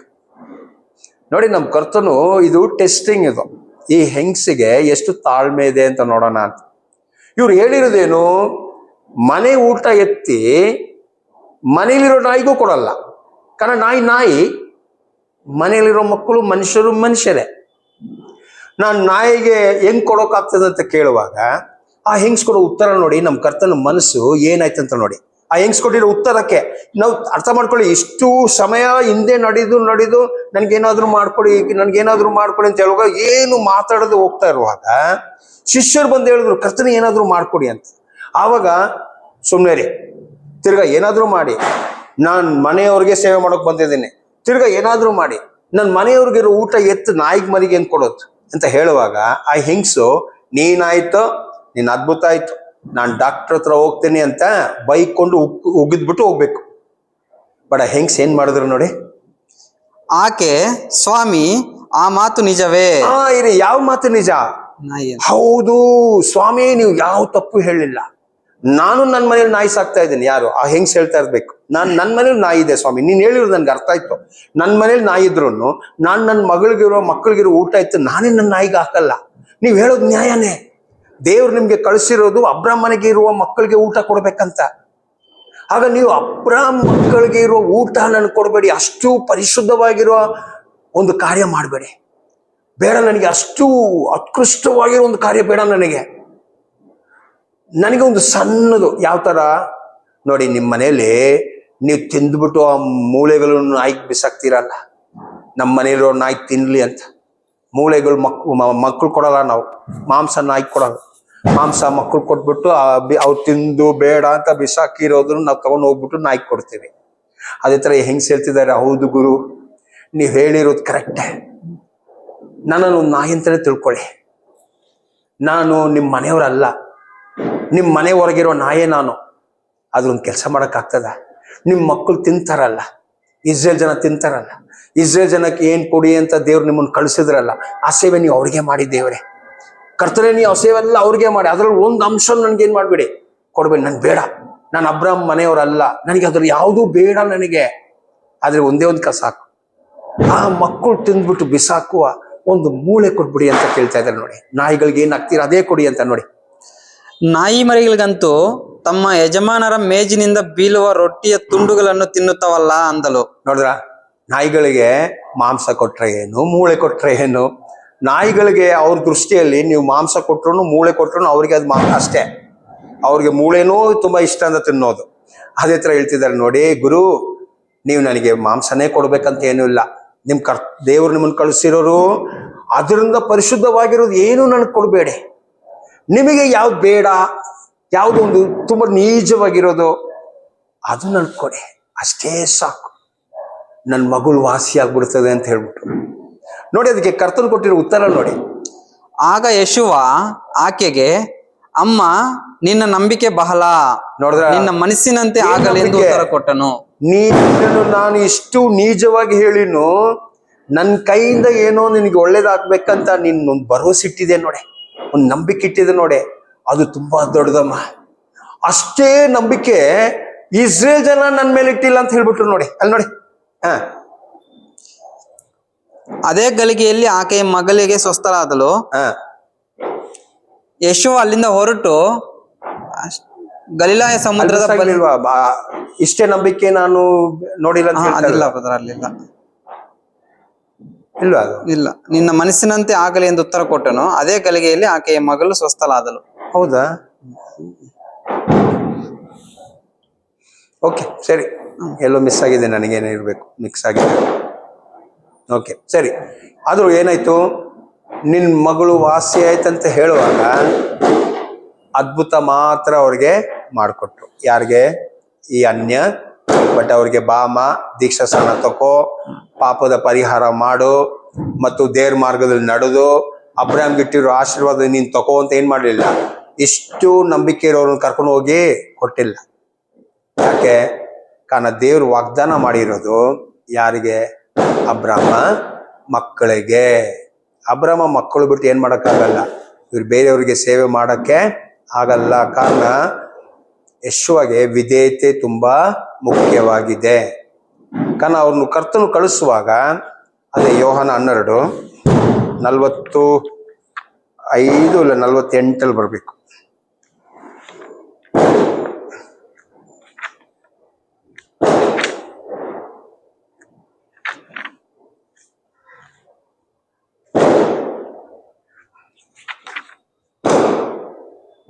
ನಲವತ್ತೈದರಿಂದ ಓದ್ಲದ. ಮತ್ತು ನನ್ನನ್ನು ನೋಡುವವನು ನನ್ನನ್ನು ಕಳುಹಿಸಿಕೊಟ್ಟಾತನನ್ನು ನೋಡುವವನಾಗಿದ್ದಾನೆ. ನನ್ನನ್ನು ನಂಬುವ ಒಬ್ಬನಾದರೂ ಕತ್ತಲೆಯಲ್ಲಿ ಇರಬಾರದೆಂದು ನಾನು ಬೆಳಕಾಗಿ ಲೋಕಕ್ಕೆ ಬಂದಿದ್ದೇನೆ. ಯಾವನಾದರೂ ನನ್ನ ಮಾತುಗಳನ್ನು ಕೇಳಿದರೂ ಕೈಗೊಂಡು ನಡೆಯದೆ ಹೋದರೆ ನಾನೇ ಅವನಿಗೆ ತೀರ್ಪು ಮಾಡುವುದಿಲ್ಲ. ಲೋಕಕ್ಕೆ ತೀರ್ಪು ಮಾಡುವುದಕ್ಕಾಗಿ ನಾನು ಬಂದಿಲ್ಲ, ಲೋಕವನ್ನು ರಕ್ಷಿಸುವುದಕ್ಕಾಗಿ ಬಂದಿದ್ದೇನೆ. ನನ್ನನ್ನು ಲಕ್ಷ್ಯ ಮಾಡದೆ ನನ್ನ ಮಾತುಗಳನ್ನು ಅಂಗೀಕರಿಸದೆ ಇರುವವನಿಗೆ ತೀರ್ಪು ಮಾಡುವಂತದ್ದು ಒಂದು ಇದೆ. ಓಕೆ, ಹಾಗಾದ್ರೆ ನಾನು ಬಂದಿರೋದೇನಕ್ಕೆ? ಇದೆಲ್ಲ ಮಾಡೋಕ್ ಬಂದಿದ್ದೀನಿ, ದೇವ್ರ ಕಡೆಯಿಂದ ಬಂದಿದ್ದೀನಿ, ತೀರ್ಪು ಎಲ್ಲ ಇದೆ ನಿಮ್ಗೆ. ನೀವು ಅದೇ ತರ ಕೇಳಿ ನಡಿಬೇಕು. ಯಾಕಿಷ್ಟು ಸೀರಿಯಸ್ನೆಸ್? ದೇವ್ರ ಮಾತು ಕೇಳಿ ಇಸ್ರೇಲ್ ಜನ ನಡೀಲಿಲ್ಲ ಅಂದ್ರೆ ಖಂಡಿತ ದೇವ್ರ ಕಡೆಯಿಂದ ಅವ್ರಿಗೆ ತೀರ್ಪು ಬಂದ್ಬಿಡ್ತದಂತೆ. ಯಾಕಿಷ್ಟು ಸೀರಿಯಸ್ ಆಗಿ ಹೇಳ್ತಿದ್ದಾರೆ ನೋಡಿ. ನೆಕ್ಸ್ಟ್ ಅದ್ಯಾವುದೆಂದರೆ, ನಾನು ಆಡಿದ ಮಾತು. ಅದೇ ಕರ್ತನು ಹೇಳಿರೋ ಮಾತಲ್ಲಿ ಏನಾಗ್ತದೆ, ಅದೇ ಯೋಹಾನ ಏನಂತ ಹೇಳಿದ್ರು? ತೀರ್ಪು ಮಾಡೋಕ್ ಬಂದಿದ್ದಾರೆ, ಪವಿತ್ರಾತ್ಮನ ಕೊಡ್ತಾರೆ, ಬೆಂಕಿನೂ ಕೊಡ್ತಿದ್ದಾರೆ. ಇದು ಯೋಹಾನ್ ಅವ್ರ ಬಗ್ಗೆ ಹೇಳಿರೋದು. ಈಗ ಕರ್ತನ ಅವ್ರ ಬಗ್ಗೆ ಹೇಳ್ತಿದ್ದಾರೆ ನೋಡಿ. ನನ್ನ ಮಾತುಗಳೇ ಅದು ನಿಮ್ಮನ್ನ ನಾನ್ ತೀರ್ಪು ಮಾಡಲ್ಲ, ನನ್ನ ಮಾತುಗಳು ನಿಮ್ಮನ್ನ ಇದೇ ವಿಷಯ ಏನ್ ಮಾಡಿಲ್ಲ ಅನ್ಯ ಜನರಿಗೆ.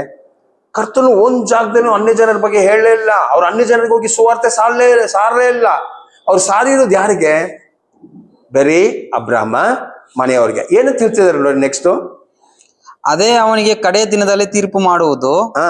ಯಾಕೆಂದರೆ ನನ್ನಷ್ಟಕ್ಕೆ ನಾನೇ ಮಾತನಾಡಿದವನಲ್ಲ, ನನ್ನನ್ನು ಕಲಿಸಿಕೊಟ್ಟ ತಂದೆಯೇ ನೀನು ಇಂತಿದ್ದದನ್ನು ಹೇಳಬೇಕು. ನಾನೇ ಸ್ವಂತವಾಗಿ ಒಂದು ಮಾತನ್ನು ಹೇಳಲಿಲ್ಲ. ಹಾಗಾದ್ರೆ ನಾನು ಈ ಭೂಮಿಯಲ್ಲಿ ಮಾಡಿರೋ ಕೆಲಸ ಆಗ್ಲಿ ಇದೆಲ್ಲ ಯಾರ ಹತ್ರ ಕೇಳ್ಕೊಂಡು ಮಾಡ್ತಾ ಇದ್ದೀನಿ? ನನ್ನನ್ನು ಕಳಿಸಿರೋ ತಂದೆ ಹತ್ರ ಕೇಳ್ಕೊಂಡು ನಾನು ಮಾಡ್ತಾ ಇರುವಾಗ, ನಾನ್ ತಂದೆ ಮನೆಯಲ್ಲಿರುವ ಮಕ್ಕಳು ಬಿಟ್ಟು ಬೇರೆ ಯಾರಿಗೂ ಬೇರೆ ಏನು ಮಾಡಿಲ್ಲ. ದೇವರಿಗೆ ಕೋಪ ಬರೋ ತರ. ಕಾರಣ ತೀರ್ಪು ಆಗ್ತಾ ಇರೋದು ಅಬ್ರಾಹ್ಮನೇ ಅವ್ರಿಗೆ. ಅದಕ್ಕೆ ನಾನೇ ಸ್ವಂತವಾಗಿ ಮಾತಾಡ್ಲಿಲ್ಲ. ಹೀಗೀಗೆ ಮಾತಾಡಬೇಕು ಎಂಬುದಾಗಿ ನನಗೆ ಆಜ್ಞೆ ಕೊಟ್ಟಿದ್ದಾನೆ. ನೋಡಿ, ಏನೋ ಮಗ ಭೂಮಿಗೆ ಹೋಗ್ತಾ ಇದ್ಯಪ್ಪ, ಆ ಭೂಮಿಯಲ್ಲಿ ಹೋಗ್ಬಿಟ್ಟು ಸ್ವಂತವಾಗಿ ಏನು ಹೇಳ್ಬಾರ್ದು. ಇದು ಕರ್ತನವ್ರ ಬಾಯಿಂದ ಹೇಳ್ತಾರೋ ಮಾತಿದು, ನಾನೇನು ಸೇರಿಸಿ ಹೇಳ್ತಾ ಇಲ್ಲ. ಕರ್ತನ ಹೇಳ್ತಾ ಇರೋದು, ನನ್ನನ್ನು ಕಳಿಸುವಾಗ ನನಗೆ ಹೇಳಿ ಕಳಿಸಿದಂತೆ ನೀ ಇಂತಂತಾನೆ ಮಾತಾಡ್ಬೇಕು. ಹಾಗಾದ್ರೆ ಒಂದು ಲಿಸ್ಟ್ ಕೊಟ್ಟು ಕಳಿಸ್ಬಿಟ್ರು, ಮಗ ಇದು ಬಿಟ್ಟು ಬೇರೆ ಏನು ನೀವ್ ಮಾತಾಡಕ್ಕೆ ಆಗಲ್ಲ. ಈ ಭಯ ಇರೋದಕ್ಕೇನೆ ಕರ್ತನ್ ನಮ್ಗೂ ಹೇಳಿದ್ರು, ನೀ ಹೌದಂತಿರುವಾಗ ಹೌದಂತ ಹೇಳಿ, ಇಲ್ಲ ಅಂತ ಇರುವಾಗ ಬೇರೆ ಇಲ್ಲ ಅಂತ ಹೇಳಿ. ಹೆಚ್ಚಾಗಿರೋ ಮಾತು ನೀವು ನುಡುವಾಗ ಪಾಪ ಬರ್ತದೆ ಅಂತ ಹೇಳ್ಬಿಟ್ರು. ಹಂಗಾದ್ರೆ ಕರ್ತನಿಗೆ ಆಗಲ್ವಾ ಆ ಥರ? ಯಾವ್ದು ನಿಮ್ಗೆ ಹೇಳ್ಬೇಕು, ಯಾವ್ದು ಹೇಳ್ಬಾರ್ದು ಅಂತೆಲ್ಲ ಹೇಳಿ ಕಳಿಸುವಾಗ ಮೋಶೆ ಹತ್ರ ಏನಂತ ಹೇಳಿದ್ರು, ಮೋಶೆ ಇದೆಲ್ಲ ಬರ್ಕೊಡ್ಬೇಕು, ಏನು ಸೇರಿಸ್ಬೇಡ, ಏನು ತೆಗಿಬೇಡ. ಸೊ ಮೋಶೆ ಹೇಳಿರೋ ಪ್ರವಾದಿ ಬಂದು ಏನ್ ಹೇಳ್ತಿದ್ದಾರೆ, ಹೌದು ನಾನು ಏನು ಸೇರಿಸಿಲ್ಲ, ನಾನು ಏನು ತೆಗೆದಿಲ್ಲ.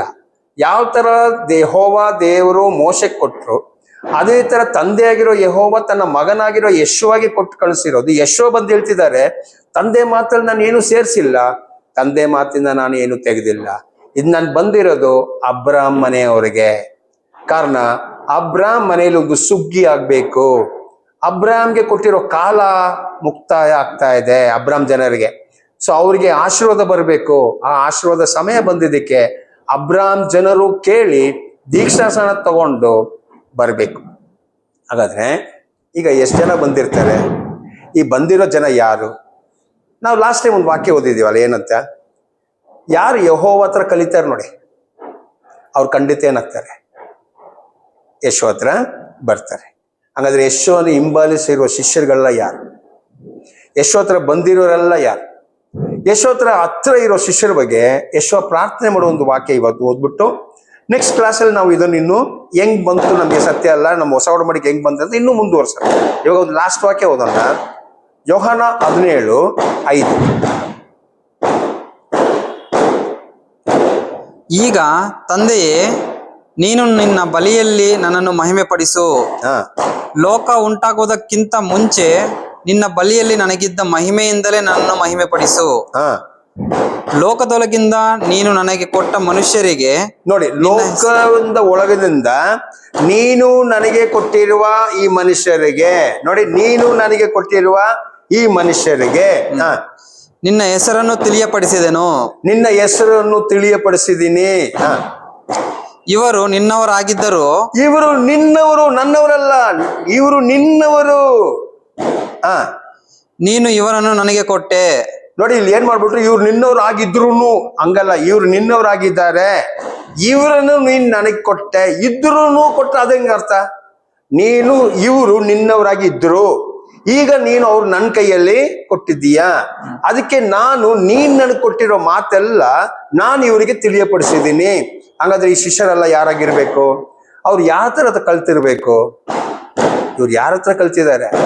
ಕಲ್ತಿರೋದು ಯೆಹೋವ ದೇವ್ರ ಹತ್ರ ವಾದ ಮಾಡ್ಕೊಂಡು ಎಲ್ಲ ಕೇಳ್ಬಿಟ್ಟು, ಮೆಸ್ಸಿಯ ಯಾರು, ಯಾರ ಪ್ರವಾದಿ ಅಂತೆಲ್ಲ ಕೇಳುವಾಗ ಯೆಶುವ ಹೇಳಿರೋ ಮಾತುಗಳೆಲ್ಲ ಅವ್ರಿಗೆ ಏನಾಯ್ತು, ಹೌದು, ಈ ವ್ಯಕ್ತಿ ಬಿಟ್ಟು ಬೇರೆ ಯಾರು ನಮ್ಗೆ ಮೆಸ್ಸಿಯನೂ ಆಗಕ್ ಸಾಧ್ಯ ಅಲ್ಲ, ಆ ಪ್ರವಾದಿನೂ ಆಗಕ್ ಸಾಧ್ಯ ಅಲ್ಲ, ಆ ಅಭಿಷಕ್ತನು ಆಗಕ್ ಸಾಧ್ಯ ಅಲ್ಲ ಅಂತ ಯೆಹೋವ ಹತ್ರ ಕಲ್ತಿರೋರು ಕರ್ತನ ಜೊತೆಯಲ್ಲಿ ಇದ್ರು.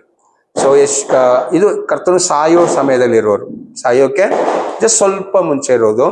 ಅವ್ರು ಹೇಳ್ತಿದ್ದಾರೆ, ಕರ್ತನೇ, ಇವ್ರು ನಿಮ್ಮವ್ರು, ಇವರು ನನಗೆ ಕೊಟ್ಟಿದ್ದೀರಾ ನೀವು, ಅದಕ್ಕೆ ನಾನು ಇವರಿಗೆ ನನ್ನ ವಾಕ್ಯವನ್ನು ಈಗ ಇವ್ರಿಗೆ ಗೊತ್ತಾಯ್ತು, ನಾನು ನಿನ್ ಕಡೆಯಿಂದ ಬಂದಿದ್ದೀನಿ. ನೋಡಿ, ಮತ್ತು ಇವರು ನಿನ್ನ ವಾಕ್ಯವನ್ನು ಕೈಗೊಂಡು ನಡೆದಿದ್ದಾರೆ. ನೀನು ನನಗೆ ಕೊಟ್ಟಿದ್ದೆಲ್ಲ ನಿನ್ನಿಂದಲೇ ಬಂದದೆ.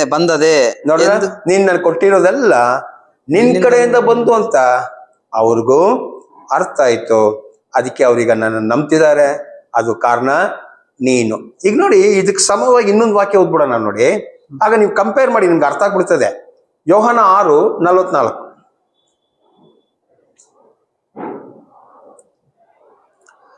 ನನ್ನನ್ನು ಕಳುಹಿಸಿಕೊಟ್ಟಂತ ತಂದೆಯು ಹೇಳದೆ ಹೊರತು ಯಾವನು ನನ್ನ ಬಳಿಗೆ ಬರಲಾರನು. ನೋಡಿ, ಅಬ್ರಾಮ್ ಜನರೊಳಗೆ ಕೆಲವು ಜನ ಬರ್ತಾ ಇರ್ಲಿಲ್ಲ. ಆ ನಂಬಿಕೆ ಇಲ್ಲದ ಮನುಷ್ಯರು ನೋಡ್ಬಿಟ್ಟು ಹೇಳ್ತಿದ್ದಾರೆ, ಪರವಾಗಿಲ್ಲ, ನೀವು ಬರಬೇಡಿ. ಯಾಕೆ ನೀವು ಬರ್ತಾ ಇಲ್ಲ? ಯಾಕೆ ನೀವು ಸತ್ಯ ನಂಬ್ತಾ ಇಲ್ಲ? ಇವತ್ತು ಯಾರು ಸತ್ಯವನ್ನು ನಂಬಲ್ಲ, ದೇವ್ರು ಯಾರನ್ನು ಕರಿಯಲ್ಲ, ಅವ್ರಿಗೆ ಯೆಶುವನ್ನ ನಂಬಕ್ಕೆ ಆಗಲ್ಲ. ಯಾರನ್ನು ಯೆಹೋವ ಕರೀತಾರೆ, ಅವ್ರು ಖಂಡಿತ ಯೆಶುವನ್ನು ನಂಬ್ತಾರೆ. ಅದಕ್ಕೆ ಇದು ಯಶುವನೇ ಹೇಳಿರೋ ಮಾತು, ನನ್ನ ತಂದೆ ಕರೆದೆ ಹೊರತು ಯಾರು ನನ್ನ ಹತ್ರ ಬರಕ್ಕಾಗಲ್ಲ. ಈಗ ಜೊತೆಲಿರೋ ಶಿಷ್ಯರ ಬಗ್ಗೆ ಯಶುವ ಕೊನೆ ದಿನದಲ್ಲಿ ಪ್ರಾರ್ಥನೆ ಮಾಡ್ತಾ ಇರೋದು, ಸಾಯೋ ಕೊನೆ ದಿನ ಪ್ರಾರ್ಥನೆ ಮಾಡಿ, ದೇವರೇ ಇವರು ನೀನ್ ಆರಿಸ್ಕೊಂಡಿರೋದು, ನಿಂದಾಗಿದ್ರು ನನಗ್ ಕೊಟ್ಟೆ, ಈಗ ನೀನ್ ನನಗ್ ಕೊಟ್ಟಿರೋ ವಾಕ್ಯಗಳು ನಾನು ಅವ್ರಿಗೆ ಕೊಟ್ಟೆ, ಈಗ ಅವ್ರಿಗೆ ಗೊತ್ತಾಯ್ತು ನಾನು ನಿನ್ ಕಡೆಯಿಂದ ಬಂದಿದ್ದೀನಿ, ಹಾಗಾದ್ರೆ ಏನಾಯ್ತು, ಅವ್ರು ನಿನ್ ಚಿತ್ತದ ಪ್ರಕಾರ ನನ್ ಮಾತು ಕೇಳ್ಕೊಂಡು ನಡೀತಾರೆ, ಅದಕ್ಕೆ ನಾನೆಲ್ಲಿದ್ದೀನಿ ಅಲ್ಲೇ ಇವರು ಇರ್ಬೇಕಂತ ಕರ್ತನ ಹತ್ರ ಪ್ರಾರ್ಥನೆ ಮಾಡಿರೋ ಒಂದು ಜಾಗನೇ ಈ ಯೋಹನ್ನ 17. ಸೊ ಇವಾಗ ನಾವು ಮೋಶೆ ಹೇಳಿರುವ ಆ ಪ್ರವಾದನೆ ನೆರವೇರುವ ಸಮಯದಲ್ಲಿ ಇಸ್ರೇಲ್ ಜನ ಯಾವ ತರ ಇದ್ರು, ಕರ್ತನು ಯಾರ್ಯಾರಿಗೆ ಸುವಾರ್ತೆ ಸಾರಿದ್ರು, ಏನಕ್ಕೆ ಸಾರಿದ್ರು ಅಂತ ನಾವು ಸ್ವಲ್ಪ ಈಗ ನೋಡಿದೇವಿ. ಇನ್ನು ಹೊಸ ಒಡಂಬಡಿಕೆ ಸ್ಟಾರ್ಟ್ ಆಗಿಲ್ಲ, ಇನ್ನು ಹಳೆ ಒಡಂಬಡಿಕೆ ಎಂಡ್ ಆಗ್ತಾ ಇದೆ, ಅಂತ್ಯ ಆಗ್ತಾ ಇದೆ, ಇನ್ನು ಹಳೆ ಒಡಂಬಡಿಕೆ ಪೂರ್ತಿ ಎಂಡ್ ಆಗಿಲ್ಲ. ಇಲ್ಲಿ ಯೋಹಾನು ಇದ್ದಾರೆ, ಯಶುವನು ಇದ್ದಾರೆ.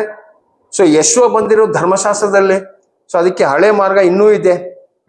ಈಗ ಅದು ಅಂತ್ಯ ಆಗ್ಬೇಕು, ಆಮೇಲೆ ಯಶುವ ಒಂದು ಹೊಸದು ಪ್ರಾರಂಭ ಮಾಡುವಾಗ ಮಾತ್ರ ಹೊಸ ಒಡಂಬಡಿಕೆ ಅಂತ ಬರೋದು. ಅದಕ್ಕೆ ಕರ್ತನು ಸಾಯ್ಬೇಕು, ಅವ್ರು ಎದ್ದೋಳ್ಬೇಕು, ತಿರ್ಗಾ ಪವಿತ್ರಾತ್ಮ ಬರಬೇಕು. ಇದೆಲ್ಲ ನಾವು ಮುಂದಿನ ಕ್ಲಾಸಲ್ಲಿ ಇನ್ನು ಸ್ವಲ್ಪ ಡೀಟೇಲ್ ಆಗಿ ಹೊಸ ಒಡಂಬಡಿಕೆ ಯಾವ ತರ ನಮ್ಗೆ ಪ್ರಾರಂಭ ಆಯ್ತು, ಇನ್ನು ಇದೆಲ್ಲ ನಡೆಯೋದು ಹಳೆ. ಕಾರಣ ಅವ್ರು ಸಾಯೋ ತನಕ ಧರ್ಮಶಾಸ್ತ್ರಗೆ ಶಕ್ತಿ ಇದೆ ಅಂತ ಹೇಳ್ತಾ ಇದ್ದಾರೆ. ಅವ್ರು ಯಾವಾಗ ಪ್ರಾಣ ಕೊಟ್ಟರು ಆವಾಗ ಧರ್ಮಶಾಸ್ತ್ರದ ಶಕ್ತಿ ಕಡಿಮೆ ಆಯ್ತು. ಸೊ ಹಾಗಾದ್ರೆ ಇನ್ನೂ ಅವ್ರು ಸಾಯ್ಲಿಲ್ಲ, ಇದೆಲ್ಲ ಹೇಳುವಾಗ ಇನ್ನೂ ಸಾಯ್ಲಿಲ್ಲ, ಆವಾಗ ಇನ್ನೂ ಧರ್ಮಶಾಸ್ತ್ರ ಅಂತ್ಯ ಆಗಿಲ್ಲ ಅಂತಾನೆ ನಾವು ಅರ್ಥ ಮಾಡ್ಕೊಳ್ಬೇಕು. ಅದಕ್ಕೆ ಇನ್ನು ಹೊಸದ್ ಸ್ಟಾರ್ಟ್ ಮಾಡಕ್ಕೆ ಆಗಲ್ಲ, ಕಾರಣ ಹಳೆ ಒಡಂಬಡಿಕೆ ಇನ್ನೂ ಮುಗ್ದಿಲ್ಲ. ಹಳೆ ಒಡಂಬಡಿಕೆ ಇರುವಾಗ ದೇವ್ರ ಇನ್ನೊಂದು ಹೊಸ ಒಡಂಬಡಿಕೆ ಮಾಡೋಕ್ಕೆ ಸಾಧ್ಯ ಇಲ್ಲ. ಓಲ್ಡ್ ಟೆಸ್ಟ್ಮೆಂಟ್ ಇಲ್ಲ, ಓಲ್ಡ್ ಕವನೆಂಟ್ ಇರುವಾಗ ನ್ಯೂ ಟೆಸ್ಟ್ಮೆಂಟ್ ಮತ್ತು ನ್ಯೂ ಕವನೆಂಟ್ ಜೊತೆಯಲ್ಲಿ ಸ್ಟಾರ್ಟ್ ಮಾಡೋಕ್ಕೆ ಆಗಲ್ಲ. ಅದೊಂದು ಅಂತ್ಯ ಆಗ್ಬೇಕು, ಆಮೇಲೆ ಇದಕ್ಕೆ ಅದು ಎಂಡ್ ಆಗ್ಬೇಕು ಫುಲ್ ಆಗಿ, ಅದಕ್ಕೆ ಏನು ಆಶೀರ್ವಾದ ಎಲ್ಲ ಕೊಟ್ಬಿಟ್ಟು ಆಮೇಲೆ ಹೊಸದು ಸ್ಟಾರ್ಟ್ ಮಾಡ್ಬೇಕು. ಸೊ ನಮ್ದು ಉದ್ದೇಶ ನೆಕ್ಸ್ಟ್ ಇನ್ನು ಬರ್ತಾ ಕ್ಲಾಸಲ್ಲಿ ಈ ಹೊಸ ಒಡಂಬಡಿಕೆ ಯಾವ ಕಾಲದಲ್ಲಿ ನಮ್ಮ ಕೈಗೆ ಬಂತು. ಸ್ಟಾರ್ಟಿಂಗ್ ಅಲ್ಲಿ ಇದು ಇನ್ನೂ ಹಳೆ ಒಡಂಬಡಿಕೆಯಲ್ಲಿರುವ ಅಬ್ರಾಮ್ ಜನರಿಗೆ ಮಾತ್ರ ಈ ಸುವಾರ್ತೆ ಯೆಶುವ ಕಾಲದಲ್ಲಿ ನಡೀತಾ ಇತ್ತು. ಸೊ ಇಷ್ಟೊತ್ತು ನನ್ನ ವಾಕ್ಯವನ್ನು ಕೇಳಿರುವ ಎಲ್ಲರಿಗೂ ನನ್ನ ಕೃತಜ್ಞತೆಗಳು.